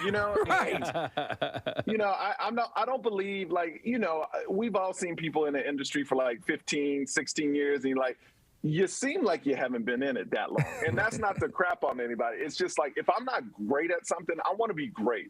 And all the guys that I surround myself with or talk to about comedy, they're all those guys right now that are filling up stadiums. And you see their journey and you're like, oh, I can do that too. I remember the first time I moved to LA, I had a radio studio across from Ryan Seacrest. And he was on American Idol doing 30 million people a year, an episode. And I thought that was untouchable when I was in Miami, but when they put me across from him and I saw him walk by every morning and he was like, what's up, yo? I go, oh, I can do that. Right. Because he's right there. It's very realistic because you're around it all the time. And I feel that that's something I want to accomplish, and that's what I'm working for because I know it can happen because it's happened to great friends of mine. That's a great way to look at it. Let me ask you, though, and we kind of think the same way. Do you end up being your own worst critic as a result of that drive? Yes. Yeah. Yes. I as soon as I'm done with something, I just shot my special last week and I'm going, oh my God, I could have done this, I could have done that. But that's what makes you, you want to be great. If you're just happy with everything you do, you won't get better. It's true. There are a lot of people out there who are just very happy with everything they do, and it's like, oh, then it's not that good, No, and I hate those people. I really hate. Well, what about, just quickly, what about with you have these people, millions and millions and millions of dollars being generated off social media, TikTok stars, and mind you, as Preston points out, there is a creativity out there, but there's also a lot of really the definitive flash in the pan sort of entertainer, and that's kind of weird to, you're doing it the classic way, and then you're seeing this happen on the periphery. Does that blow your mind, or does it piss you off? Well, no. I don't care what other people do. That's my thing. I stay in my lane. But with TikTok, the weird thing about TikTok, we're showing younger people it's cool to steal. It's like that whole platform is stealing somebody's voice. That's a good point. And Great just repeating point. it. Yes. So we're teaching kids, you don't need to be original. You don't need to come up with your own content. Just copy somebody else's and get views off of it, which is very weird to me. You're spot on. A lot of, in fact, we talked about the notion that somebody just go on, use the spoken audio from someone else's video and just lip sync that, and that'll be their presentation. Mm-hmm. I've had tons of comedians that people steal their clips and retell it on TikTok. Like Sam Morrell, it's happened to. A couple other comedians I know it's happened to. Literally will take their stand-up special, cut it up, and then just recite what they said in it, and then it goes viral. Dude, that sucks. No credit. That's a nightmare, Yeah, and like a true artist wouldn't be able to do that. Like I think of that movie Yesterday, right? Did you ever see Yesterday, the movie? No. So essentially what happens is the whole world just forgets that the Beatles even existed, except for this one guy, and he starts creating all, he realizes this. Oh, I did see that. I did see it. But at a certain point, it just doesn't feel right because he knows it's not his, right? Even though the world is a worse off place without the Beatles, and he knows that the world needs this music. It eats away at him. Yeah, you think that'll happen? You think people will just keep cashing their checks that they'll get, Well, that's a movie. That's the thing. This kid was a lot older. You're talking about 12-year-old kids, 13-year-old kids, and that's the thing. Older people really aren't on TikTok. They may look at it occasionally, but I think older people are more of Instagram and Facebook still. But TikTok, man, like I said, every time I go on it, it's just people copying other people's stuff. No, you're right. It's kind of like, that's what we're teaching. I hear you. Yeah, it's unfortunate. All right, well, listen, Michael, we know you got the gigs tonight, 2 tonight and 2 tomorrow as well. Tickets are on sale. I actually can give away a couple of pairs of tickets. Well, how about that? So I'll take callers 10 and 11. I'll give you some tickets. We'll have some more to give away later on 215-263 WMMR. This is for tonight, the 7:30 show at Punchline. You will love it. We guarantee you. Absolutely. Yes, Michael is you will love hilarious. it. He's energetic and he's a good-looking fella and he loves Philly. That's so right. it's all good, man. Listen. Oh, also, would these people follow me on Instagram at Michael Yo? Okay. All right. Absolutely. All right, dude. Next time in studio, we will see you, sir. Have a great time in town, all right? Okay, bye, ugly people. Oh my God. He's great. He's great. He's the nicest guy. He is so a nice guy. Yep. And you can, again, you get good enough to know at this point who is the real deal and he's the real deal. He's also really interactive on Instagram. So if you tag him in a post or you reach out to him, he'll respond. He's a good dude. PunchlinePhilly.com to get your tickets. Okay, so I do want to get to the connoisseur if we have time because it's our Friday thing. Right. We have something though. We were speaking earlier to Tori Yorgi. You probably saw the viral video if you missed the interview earlier. She was hit by a car while doing a live report in West Virginia. She's a news reporter. She's from our area. She was just delighted, tickled to come on the show this morning. She was adorable. And we were taking calls from people who have also been hit by a car at one time or another. We got a text from a guy named Paul who has been hit by a car as a pedestrian 27 times. And he says he's got a newspaper article that can back that up. And apparently like a metal skull now. That's what he said. Yeah. So let's get him on the line. Hey, Paul, are you there? Yeah, I'm here. How you doing, guys? Good, man. All right, so 27 times. First of all, where are you from? Originally from Altoona, but now I'm up here in Horsham. Okay. And have these happened all over the Pennsylvania or tri-state area? No, they were all up in Altoona. Wow. So you were hit by vehicles 27 separate times in Altoona. Are you some sort of delivery person? Why are you? How is this happening? Give us a thumbnail sketch of how you end up with all these collisions. Well, thumbnail. You're putting me on the spot here, fella. Well, let's see. I was in junior high when the first one happened. And, you know, when you're that age, you kind of get into some extracurricular activities. You were smoking weed. Amongst other things. All right. So the first one actually happened, I was riding my mom's bike home. And, you know, I was actually crossing with the light.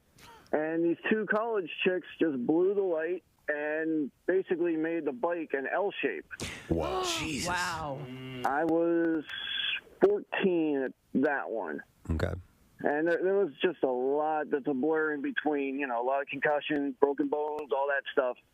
The last one, which I think knocked some sense into me, as well as some pavement, some gravel, and some other stuff, I ended up getting clipped on my left knee, flipped up over the car, and smacked my face onto the street.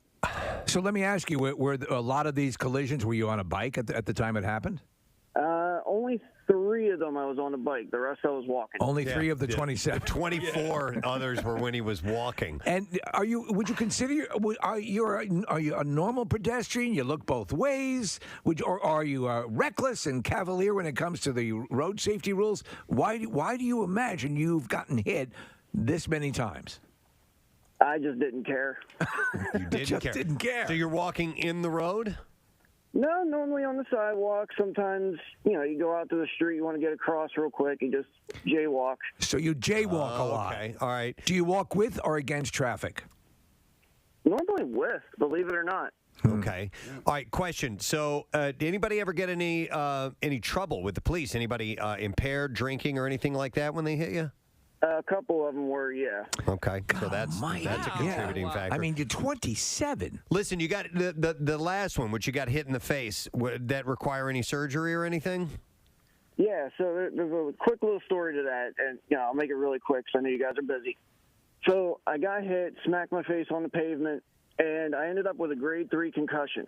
So I ended up walking home, knew nothing. I was oblivious. I walk in the door. My sister's having a slumber party that night. So she has all of her friends hanging out. My face is all bloody, like totally caved in. And then I end up going to my parents' room and say, I think I need to go to the hospital. They turn on the light. They're like freaking out. And so they ended up running me to the hospital. And I ended up having emergency surgery that night. My entire orbital bone was shattered. God. My cheek and my jaw were totally shattered. So everything's held on by a bunch of metal plates and screws. Did you have to have your jaw wired shut for a while?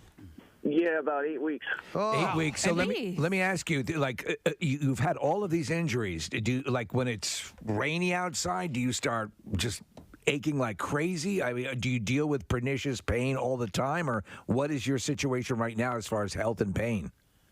Oh, I know when it's going to rain 3 weeks in advance. I would imagine. So when that last one you're talking about, and you walk home, and did they ever catch the person who hit you? No, that was a hit and run. How many were hit and runs? I'm sorry, what was that? How many of the 27 were hit and runs? At least a dozen. Wow. That's disgusting, man. You hit somebody and take off? Were any of them that you would qualify as being hit just little bumps? Did you have a couple of them that you got away easy on? Maybe 1, maybe 2, or just, you know, little swipes, kind of like what happened. Right. We need an M. Night Shyamalan movie based on your life. Yeah, right? Man. Collision. Neosporin and duct tape works wonders, fellas. Paul, how old are you now? What's that? How old are you? I am 40. 40. Oh, my God. So, I mean... That's crazy. So there's a point in his life where he was getting hit at least once a year. Yeah, and how long ago was that last one with the face? Last one was 2001. 2001. Okay, Okay, so you had a good streak. You had a good streak. You just wear a lot of bright colors. Dude. And that was one bad streak before the good streak. Yeah. And so Reflective gear. the news article that you had mentioned, who did a story on you? It was a couple of people I went to school with, and they're friends with the doctor, which he couldn't release the name, HIPAA violation, all that stuff. Right. So they put it out there on their own, but they had that, doctor confirmation type deal. Okay, so the patient doctor confidentiality was in effect, but they were able to piece the story together. And so what paper did this appear in? It was in the Altoona Mirror. The Altoona Mirror. Wow. All right. If you have a copy or a photocopy or something you could send us, we'd love to take a look at it. Yeah. Yeah, when I get home from work, I'll, tweet you guys with it. Okay. Thank you. Appreciate it. That's crazy, dude. All right, Paul, thanks for sharing, man. And here's to your good streak continuing on. All right. Stay safe. Thanks, guys. All right, we'll see you later. Oh my God. That's crazy. So, people. I don't have sidewalks in my neighborhood, and so sometimes people will walk in the street. Well, you have to, but at night they'll walk in the street and they don't have. They'll be wearing like dark clothes, which to me is crazy. Have you guys seen these reflective pants that I think it's called LZL Run? These pants are crazy reflective because I will also see people running in like lit up vests and stuff like that, and that's great. But these pants that you wear. Like the whole thing, like when a headlight hits it, becomes illuminated. Completely. We It looks need to like you're send wearing a pair to Paul. Yes, and make sure that is part of his permanent wardrobe. Exactly. In fact, just at home he should wear that. I occasionally, if I'm out and I'm hiking or I'm jogging out in the dark, I will run holding a fire pit. That's smart. Yeah. I mean, it's a lot of work too, but you're getting a good workout. Paul reminds me of the guy in the movie The Great Outdoors that was hit by lightning all those times. He's been struck by lightning. How many times is it now, Reg? Six times. 66 times.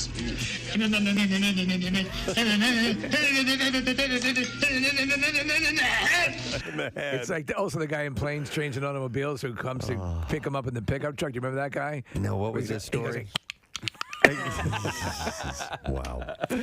All right. Anyhow, interesting stuff this morning. All right. Listen, we can't let a Friday go by without talking about some food stories. I want to make sure that we do that now. It's time for the Friday edition of The Connoisseur, the most popular version of The Connoisseur. It'll be a quick one. Today is National Pie Day. Sunday. Oh, is it Sunday? Yes, I just wanted to send that to you so that you are armed with that knowledge. Okay. And we all like pies, don't we? I love pie. Yeah. Well, I don't have pie enough. Man. No, but why don't they do Pie Day on Pie Day? 314. Yeah. Good question. Yeah, that's when that should be. You're You right. guys prefer pie or cake? Like if you had to choose. Well, it depends on which kind of pie and which kind of cake. All right. So if you're saying, and I understand the parameters in the most general terms. Yes. With the accumulated vast array of pies and the accumulated vast arrays of cakes, I'm going to have to go with cake with the acknowledgement that I adore pie. If you took my favorite cake and my favorite pie and put them in front of me, I would go with the cake. I'd go with the pie. Would you? What's your favorite pie? If it was my favorite pie and my favorite cake, well, it depends. 'Cause, I mean, there's What's your favorite pie? Remove a la mode. The first thing that pops in is a great apple pie, just a well-made apple pie. You just can't beat it. But like a coconut cream pie is freaking God, we have fantastic. such different taste palates. Oh my God, Nick, I would. Yeah, you hate hot fruit. I would go 100% cake. That's the main reason. Is most of them, a lot of them, have some sort of warm fruit in it. So for me, the pies, like if you're talking apple pie, blueberry pie, I love. I'm not a big fan of cherry pie, but Boston cream pie. What about key lime pie? That's my. I love key lime pie, and I don't know, and I love lemon meringue pie. Okay, let me throw this at you. Pies are made with more love than cake. Yo, I think that's how can you say that? What a horrible thing to say. Nope, I know It's made with disgusting hot fruit. You call that love? To me, it just seems I like think pies are no. just kinda chucked in a- It's more difficult to make a pie I think then I believe than a wonderful cake. I think there's more love in a pie than there is in a cake. disagree. You know, listen. Especially if you pleasure yourself. If it's Cake is all homemade, willy-nilly. maybe, but willy-nilly. Are you kidding me? Willy-nilly. You just chuck stuff in a pie crust that's already been pre-made or whatever. Yeah, that's what an amateur says. Yes. That's You would say that. That's what a Marxist says. If you can do cake mix, and that's kind of a cheap way for a cake too. But Steve, watching like the Great British Baking Show, which I've referenced my God, far too many times, when they make a cake on there and it's like a cake made with love, I think like if it's a chocolate cake and it's a cake made with love, I'm gonna err on the side of cake over my favorite pie. Cakes are decorated with love. Pies are made with pies love. to get it. Here's the deal. Now listen, since you've all acknowledged that I'm the expert on this issue. We have. We have. We have. For the purpose of this, This argument, I am an expert. Preston has a legitimate point to the actual making of the apples, the syrup, the whole substance, the meticulous nature of it. You're more likely to accidentally make a good cake than you are to accidentally make a good pie. I don't know. But well put. But I still believe, acknowledges right? Steve Morrison. And since you've all acknowledged that I am the expert, Right. Well, then why don't you get birthday pie on your birthdays? Because it's not made with love, and cakes are made with love. This is I love you. Here's a cake because I love you. I don't believe it's bereft of love. For example, my mother used to make me my favorite devil's food cake. With she'd have the different layers joined by grape jelly, and which helped. Was very thin, little bit of grape jelly. Okay, and then she'd make the homemade chocolate frosting. Yeah, and to me, love probably one of the greatest cakes I've ever had in my life. If I compare the greatest cake experience against the greatest, now mind you, my pie experiences have been incredibly rewarding, but I had a Nutella cake one time. That was so good, and it's like they talk about the luster cocaine, like all that chasing the dragon. I feel that I've been doing that now. I haven't been able to replicate that taste in a cake. Okay, team cake here. What about a lava cake and all the oozing chocolate? I mean, come on. As far as I'm concerned, Kathy, nobody said anything about lava. I don't care. The lava. No one can ever down talk lava, even if it's the kind that's wiping out villages. Right. All right, I have a new because it's associated with the chocolate lava, and I love that. I have a new controversy to throw into this. All right. Cheesecake. Is that cake or actually a kind of pie? All right. Here's what I'm going to tell you. It's absolute garbage. It's got a crust. Shut your hole. Cheesecake is garbage. Cheesecake is, Preston? There's a whole restaurant chain named after it. Cheesecake is extraordinary. I would say this. You have more of a case to say it's a pie because you're not, what you're eating is not cake. Right. So you have to have a cake element to it. Give me a classic cheesecake. Give me with a little bit of chocolate in it too. I'm thrilled. By the way, I love this text I got. It says you don't put cake on a windowsill like a pie. Therefore, pies are more love. That is from Amy Oh yeah, in you're Millville. just leaving a pie out there for the freaking bears to eat. Don't put that pie over there. The bears will get it. Bears are gonna get it, or the squirrels. Well, I don't know. There's cake shops. Are there pie shops? Yes. Yes. Really? Where? Yes. They're called bakeries, and they sell both. How about that? Do they? So we have do they bed and breakfast right up the street. So it's that is a well. Do they have pies? They do have pies. Oh, they I'm do? just saying, man. Right. When you're celebrating the life of somebody, you give them a cake and you don't give them a pie. Clearly, cake is love. Pie. So let me ask you. Pie. Let me ask you. Don't get me wrong. You don't bring them a cake. You bring the grieving a pie? No, you don't. What You about bring a large cookie? The large cookie. What is that concept? Is it a cookie? It's a cookie. Or is it a cookie cake? It's a cookie. Yeah. Yeah. I'm a little surprised at your distaste for cheesecakes because me too. Because I'm fat and I got big time sweet tooth. And you just do you have the feeling that I have, Nick, that he has not had the right cheesecake I think yet? that's probably true. I think we need to set up this the same way, like with Grindr. We need to hook you up with the right cheesecake. No, he's got to go and to let you guys Creebles. spend the night together. Creebles. Oh, Creebles. Yeah. So- or they should come here. Yeah. They're Make it easy for us. I Yeah, will say, cheesecake though, is unbelievable. I love a cheesecake cake crust. You know, so if I had if you're at a wedding, right? It's not. You're at a wedding and you're. It's not a classic pie crust though. It's not. No, it's graham cracker crust. So Right. if Yeah. you're at a wedding and the meal is done and then they bring you a cheesecake and that's all you can have for dessert, I will eat the crust. No problem. All right, Preston, here you go.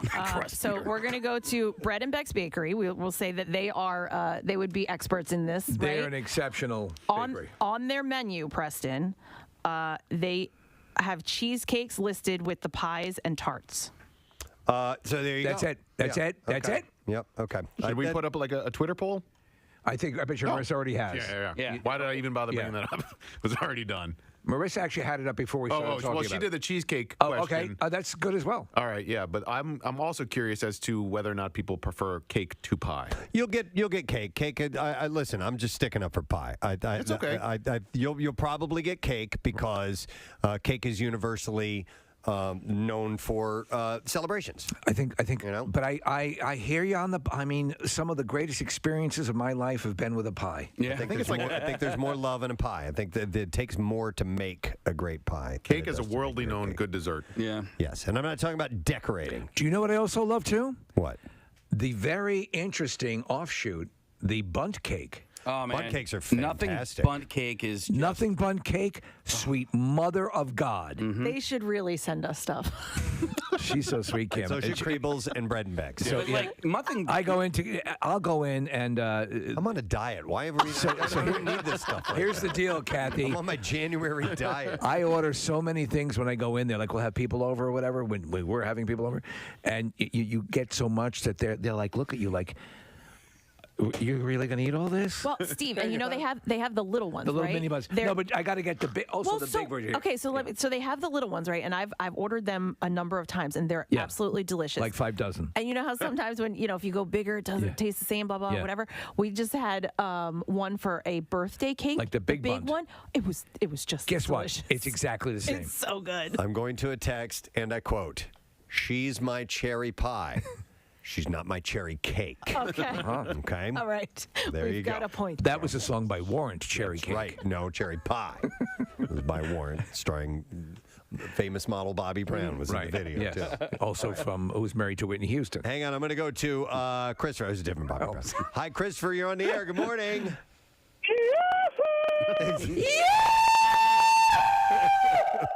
It's a Oh my Friday. God, this is insane. This is my first time ever on the radio. Wow. Welcome, sir. Oh my Welcome. God, this And is what crazy. did you want to share with us, sir? So there is someone on the show asked if there was an exclusive pie shop. Yes. In Ambler, Pennsylvania, there is a restaurant called Pie and Plate. Wow. And they are an exclusive pie restaurant. Okay.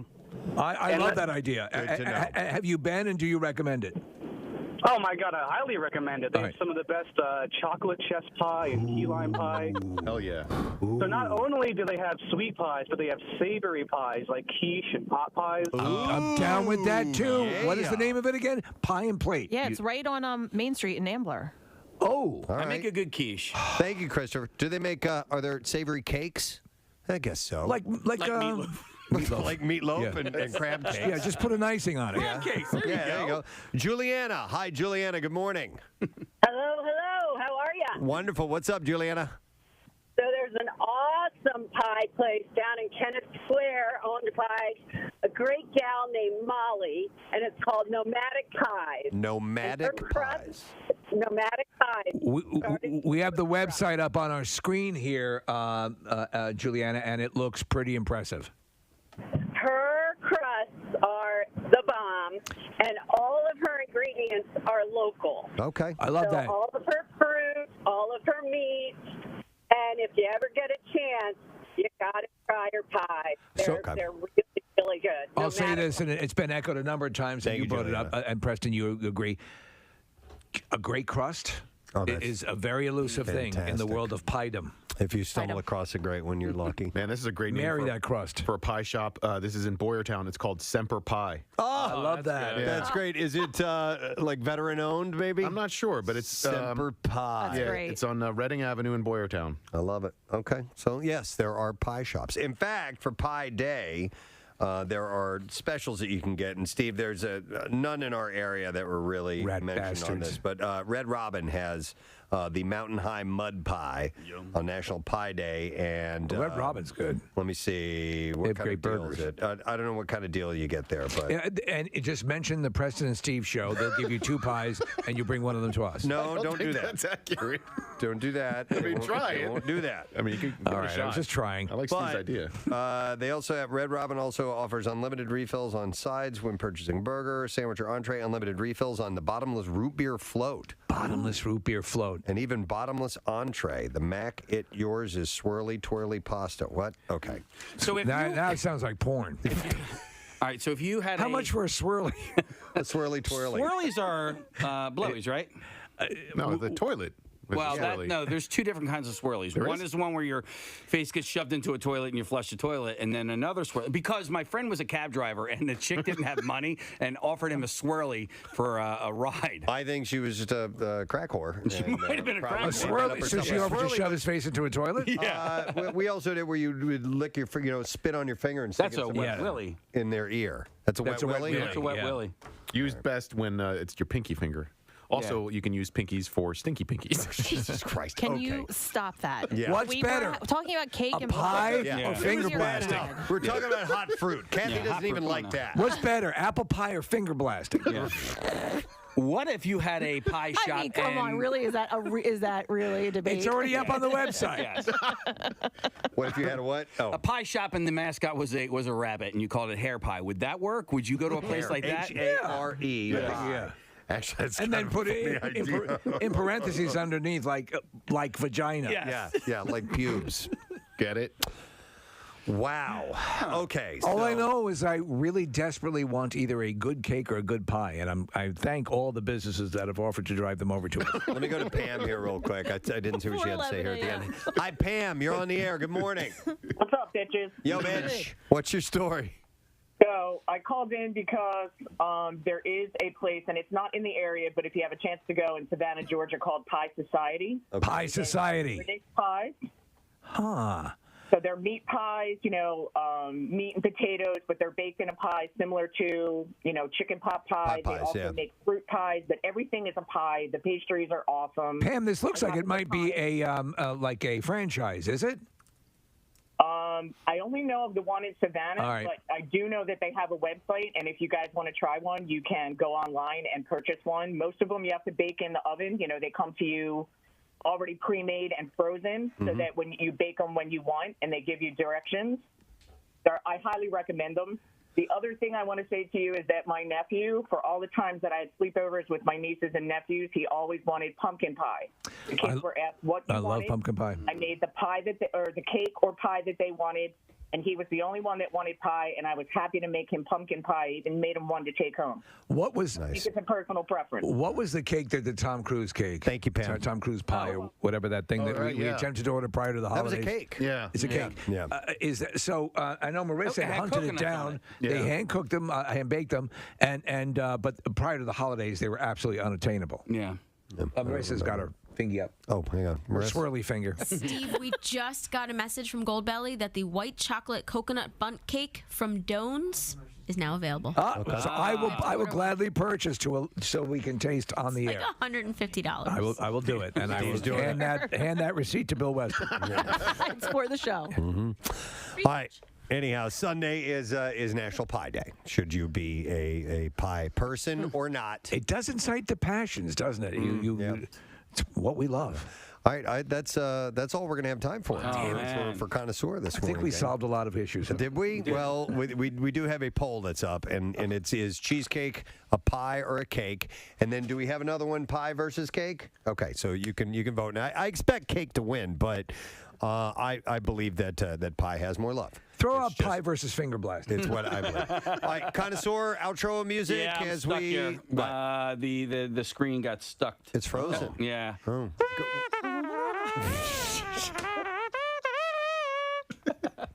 Thank you. I mean, just go out on that. I think Okay, that's- yeah. Well, I don't know if this button will work or not. Yeah, Casey, the whole system's frozen. Okay. I hear it. How about? Oh, there it is. All right, excellent. I just didn't see it come up. All right, we're going to take a break. We'll be back in just a moment. We got the Bizarre File coming up next. Stay there. Yeah, I remember, Preston, when I first heard this song, I was like, what's whoa! that? Yeah. Whoa! Yeah. Hey, the Oscars were last night. How about all of that? So yeah, they had a red carpet and the full deal. The documentary feature went to My Octopus Teacher. Yay! It's been mentioned several times on the show, so wanted to throw that in there. Accepting was the octopus.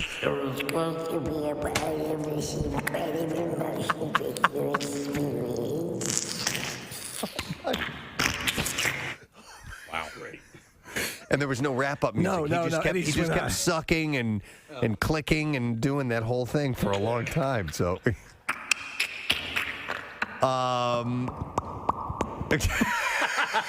that him walking up? Suction cups, yeah. That's him walking up to the podium.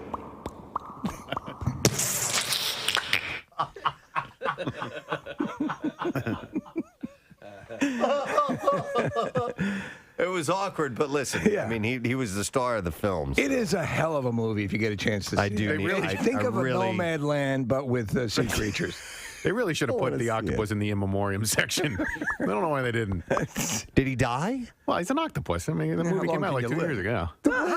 How long does your average octopus live? I'll bet The they length live of a documentary movie. I'll bet they live longer than you think. No, No, they don't. They live like a year. They don't. Really? Yeah, watch the movie. Oh, Wait, you saw it too, Kathy? Yeah, I yeah, saw it's the movie great. and I don't remember that shocking piece of That's news. sad. What?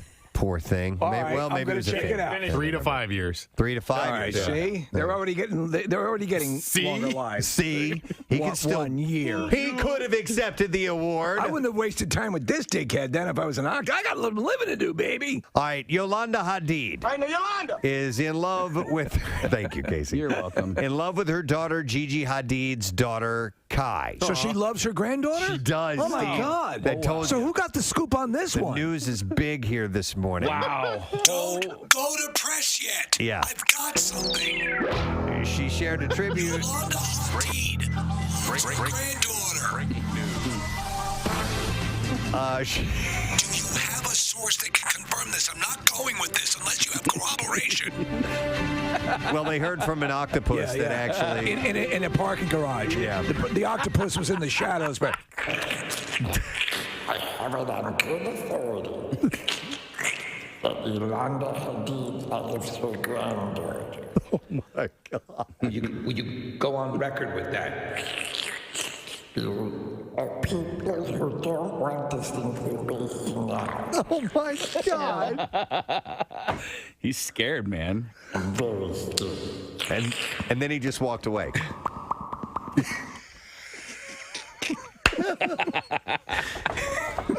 That's my new favorite thing. The octopus walking away.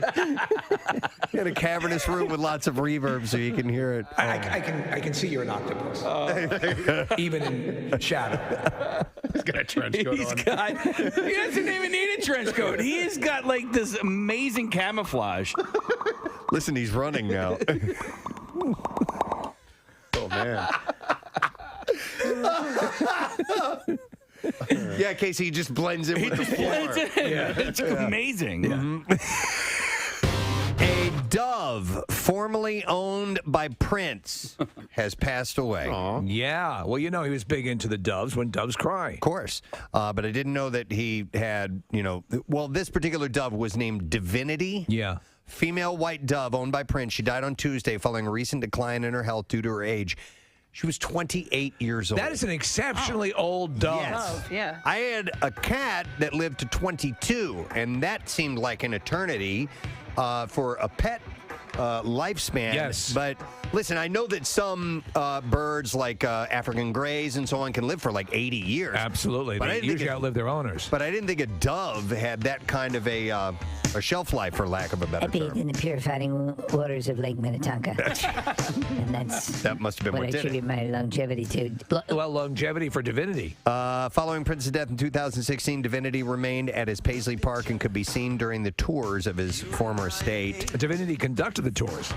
According to the executive director of the Paisley Park tour, said Divinity's beautiful coup has welcomed visitors since Paisley Park first opened its gates to the public in October 2016. She was one of the enduring links to Prince for thousands of fans. She will be missed. I would love to go to Paisley Park. Me too. I read there was a really fascinating article. Prince started writing an autobiography, and he hired a writer to help him write it. And so a year or so before he died, the writing process began, and the writer spent a lot of time in Paisley Park. And I've gained so much more of an appreciation for Prince after his death, which makes me feel guilty for some weird reason. But just everything that went into Paisley Park and his life is really amazing.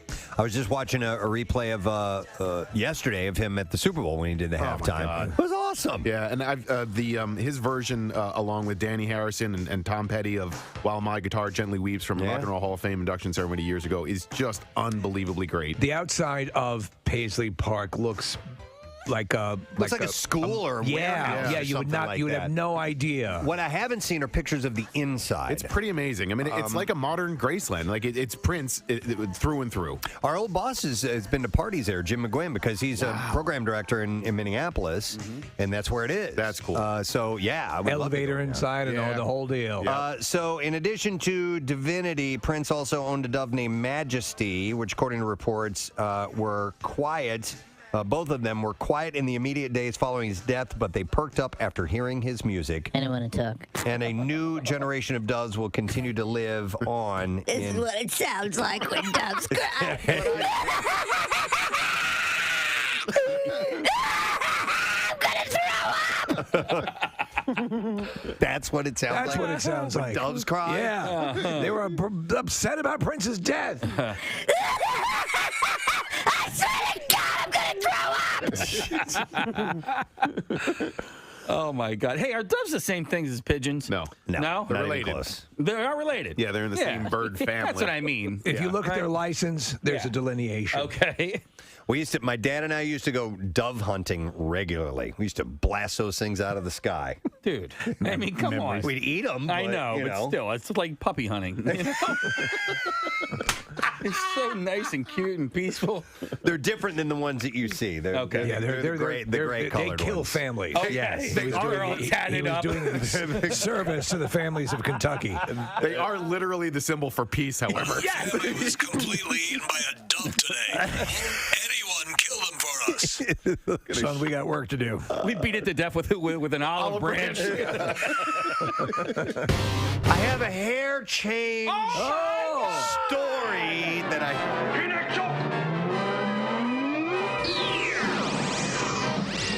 That's a cool sound effect. After splitting from her fiance, Dale Moss, Bachelorette alum Claire Crawley is ready for love and a new pink hairdo. Oh, yeah. That's right. I saw it. Yeah? I've not seen it. It's not over the top. It's not crazy hot It's pink. light. She says she wanted to show that she could do something crazy. Okay. As we observed, everything she's done shows she can do something crazy. Oh, you're right. It's a nice pink. It's like an ombre. Yeah. Yeah, okay. She didn't go. I was thinking like shocking. Like Katy Perry when she had super pink hair. Anyway. Getting the tattoo of Florida on her forehead. Did you see that guy? I did. Yes. He's got a tattoo of the state right on his forehead. Ridiculous. All righty, buddy. Source tells us she sees her time spent with Dale as something of her past and is ready to move forward. It helped me to learn about myself. So she has pink hair now. Okay, the ombre's good. I kind of prefer the ganon, bro. What's the ganon? Come on. Ganon, bro. Keep going. Do it. Finish it. I'm not finishing Come on. It's ganon, bro. I like the up dog. Yeah. It is. Yeah. Here's the tattoo of the Florida, by the way. That looks good. Oh, man, what is going on? I know. We have a monitor that's normally in front of us. It doesn't work, and I can't see the photos when they come up. But yes, that's just brilliant. Best performance by an actress in a motion picture drama went to Andra Day for The United States versus Billie Holiday. And overall best motion picture drama went to Nomadland. So There you go. That's our first foray into a very strange awards year. It was. You know what was one of the weirder things, Preston? At certain points when they were going into a commercial and they had the nominees, they'd put the nominees up and they'd bring up their microphones so that they could sort of like talk and like.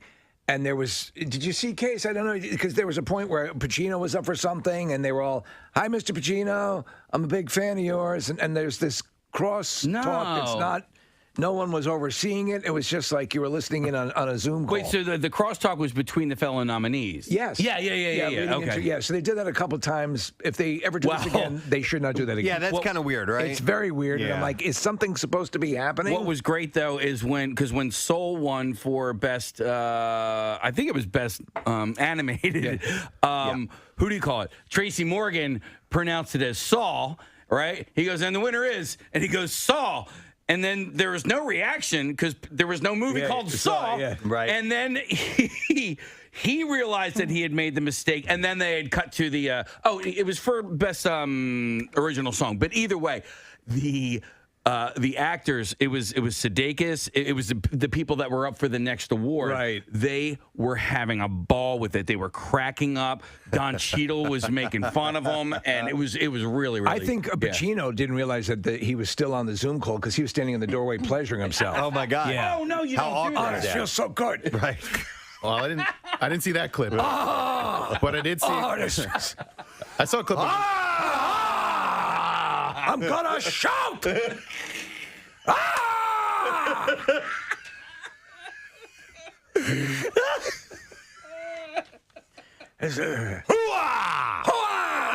my God! Splat. All over my walls and when my children play with their toys.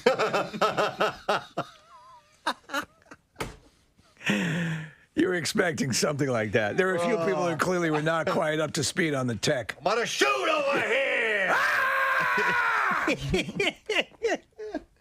That was good. Oh man! Right after that. Yes. Sorry, Nick. No. This is also comedic. He fell asleep. What? Did he? Yeah. Was he asleep on camera, Nick? Yeah, I mean, don't you usually fall asleep right afterwards? Everybody's sleepy, and you've expanded yourself. So the camera pans across his screen, and listen, his eyes are closed, and he looks like he might have not actually have been asleep, but he looked like he was sleepy. All right, Kath, 28's our high today. Very, very cold. We got was the snow yesterday? Yeah. The non-existent. It was non-existent. That was great. It was like flurries for an hour. Yeah, and that's it. I saw a little bit on a blanket that I had outside the door, and that was it. And I said, listen, again, if you're somebody who shovels and you count on that money, I hope we can find a happy medium where you're making money and I never see it. Right. Yeah. You don't want that deep powder that It's a Wonderful Life giving you that Friday afternoon. Yeah. It can start Friday afternoon. It can start snowing for the weekend. Right. There you go. The Sunday into Monday stuff. Right. F that. Mm-hmm. All right. Well, we're not going to get any of it this weekend. We are going to be at 32 tomorrow in sunshine, 37 in sun on Sunday, and then Monday, partly cloudy, 36. Says we're kind of in that zone right now.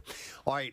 Bizarre file. Here we go. Now, WMMR presents Preston and Steve's Bizarre File. Brought to you this morning by King Shooters, King of Prussia Indoor Range. Now open on Sundays, noon to 6, and kingshooters.com for info. I have a follow-up story. The influencer who went viral for earning a living from selling her farts in jars. Yes, there's more information on her. Last we heard, she had medical issues. Yes, well, she revealed some details of her love life now. Steph Maddow earned around $200,000 from farting in jars before being hospitalized. She squeezed out one too many. She had felt like she was having a heart attack, but it turns out she had some bad gas, and I know that's hard to believe.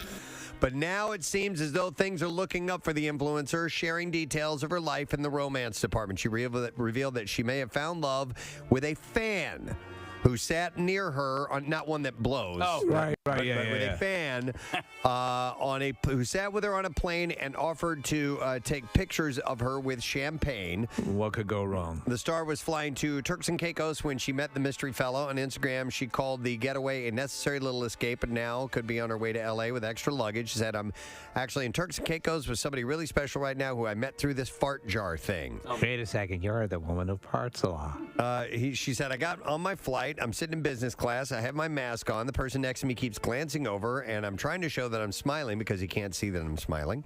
So we get our champagne right before we're about to take off. I take my mask off, and as I'm about to take a drink and take a picture of myself, he said, "Oh, well, you want me to take a better picture? I can take it from a higher angle."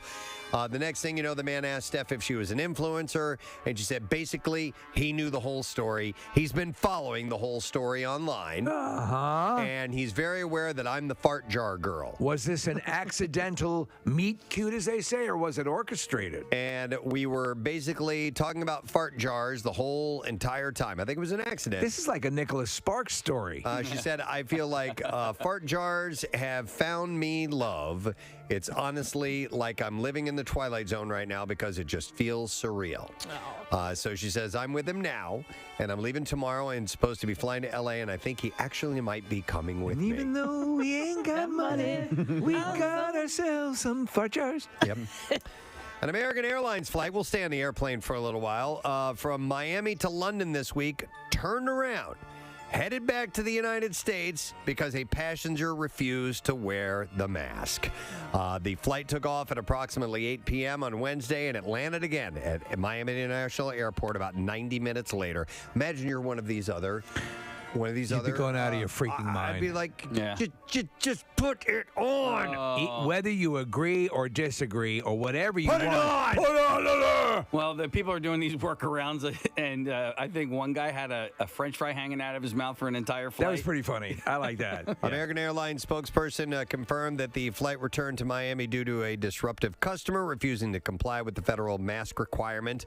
Law enforcement met the aircraft after it returned to the airport. A woman in her 40s was escorted off the plane after refusing to wear the mask. Police have not arrested the woman, and the department spokesperson said American Airlines will handle incidents administratively, and the woman has been placed on the airline's list of customers not allowed to fly, pending an investigation from the airline. The flight was canceled, and the other travelers on board were scheduled on later flights. The original flight had 129 passengers and 14 crew members on board. And at least out of that many people, one or two of them probably had something really important that they needed to get there. So I get whatever you think you want to do, but again, try to consider, again, that case. Maybe someone's going to visit a sick relative or something, Preston. This person didn't know and screwed that up. And you're going to be okay. Yeah. You're going to be all right. You can wear the mask. It ain't a big deal.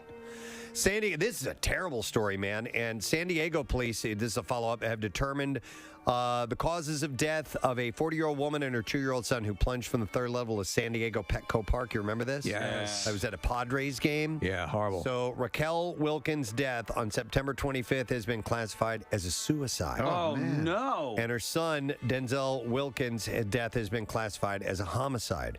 The statement said the detectives conducted a thorough and comprehensive investigation that included dozens of interviews, reviewing of available footage, and collecting background information to determine what led to the death. Jeez. The determinations were made in consultation with the San Diego County Medical Examiner. The pair fell from the third level concourse, equivalent of 6 stories high, to a sidewalk below on Tony Gwynn Drive.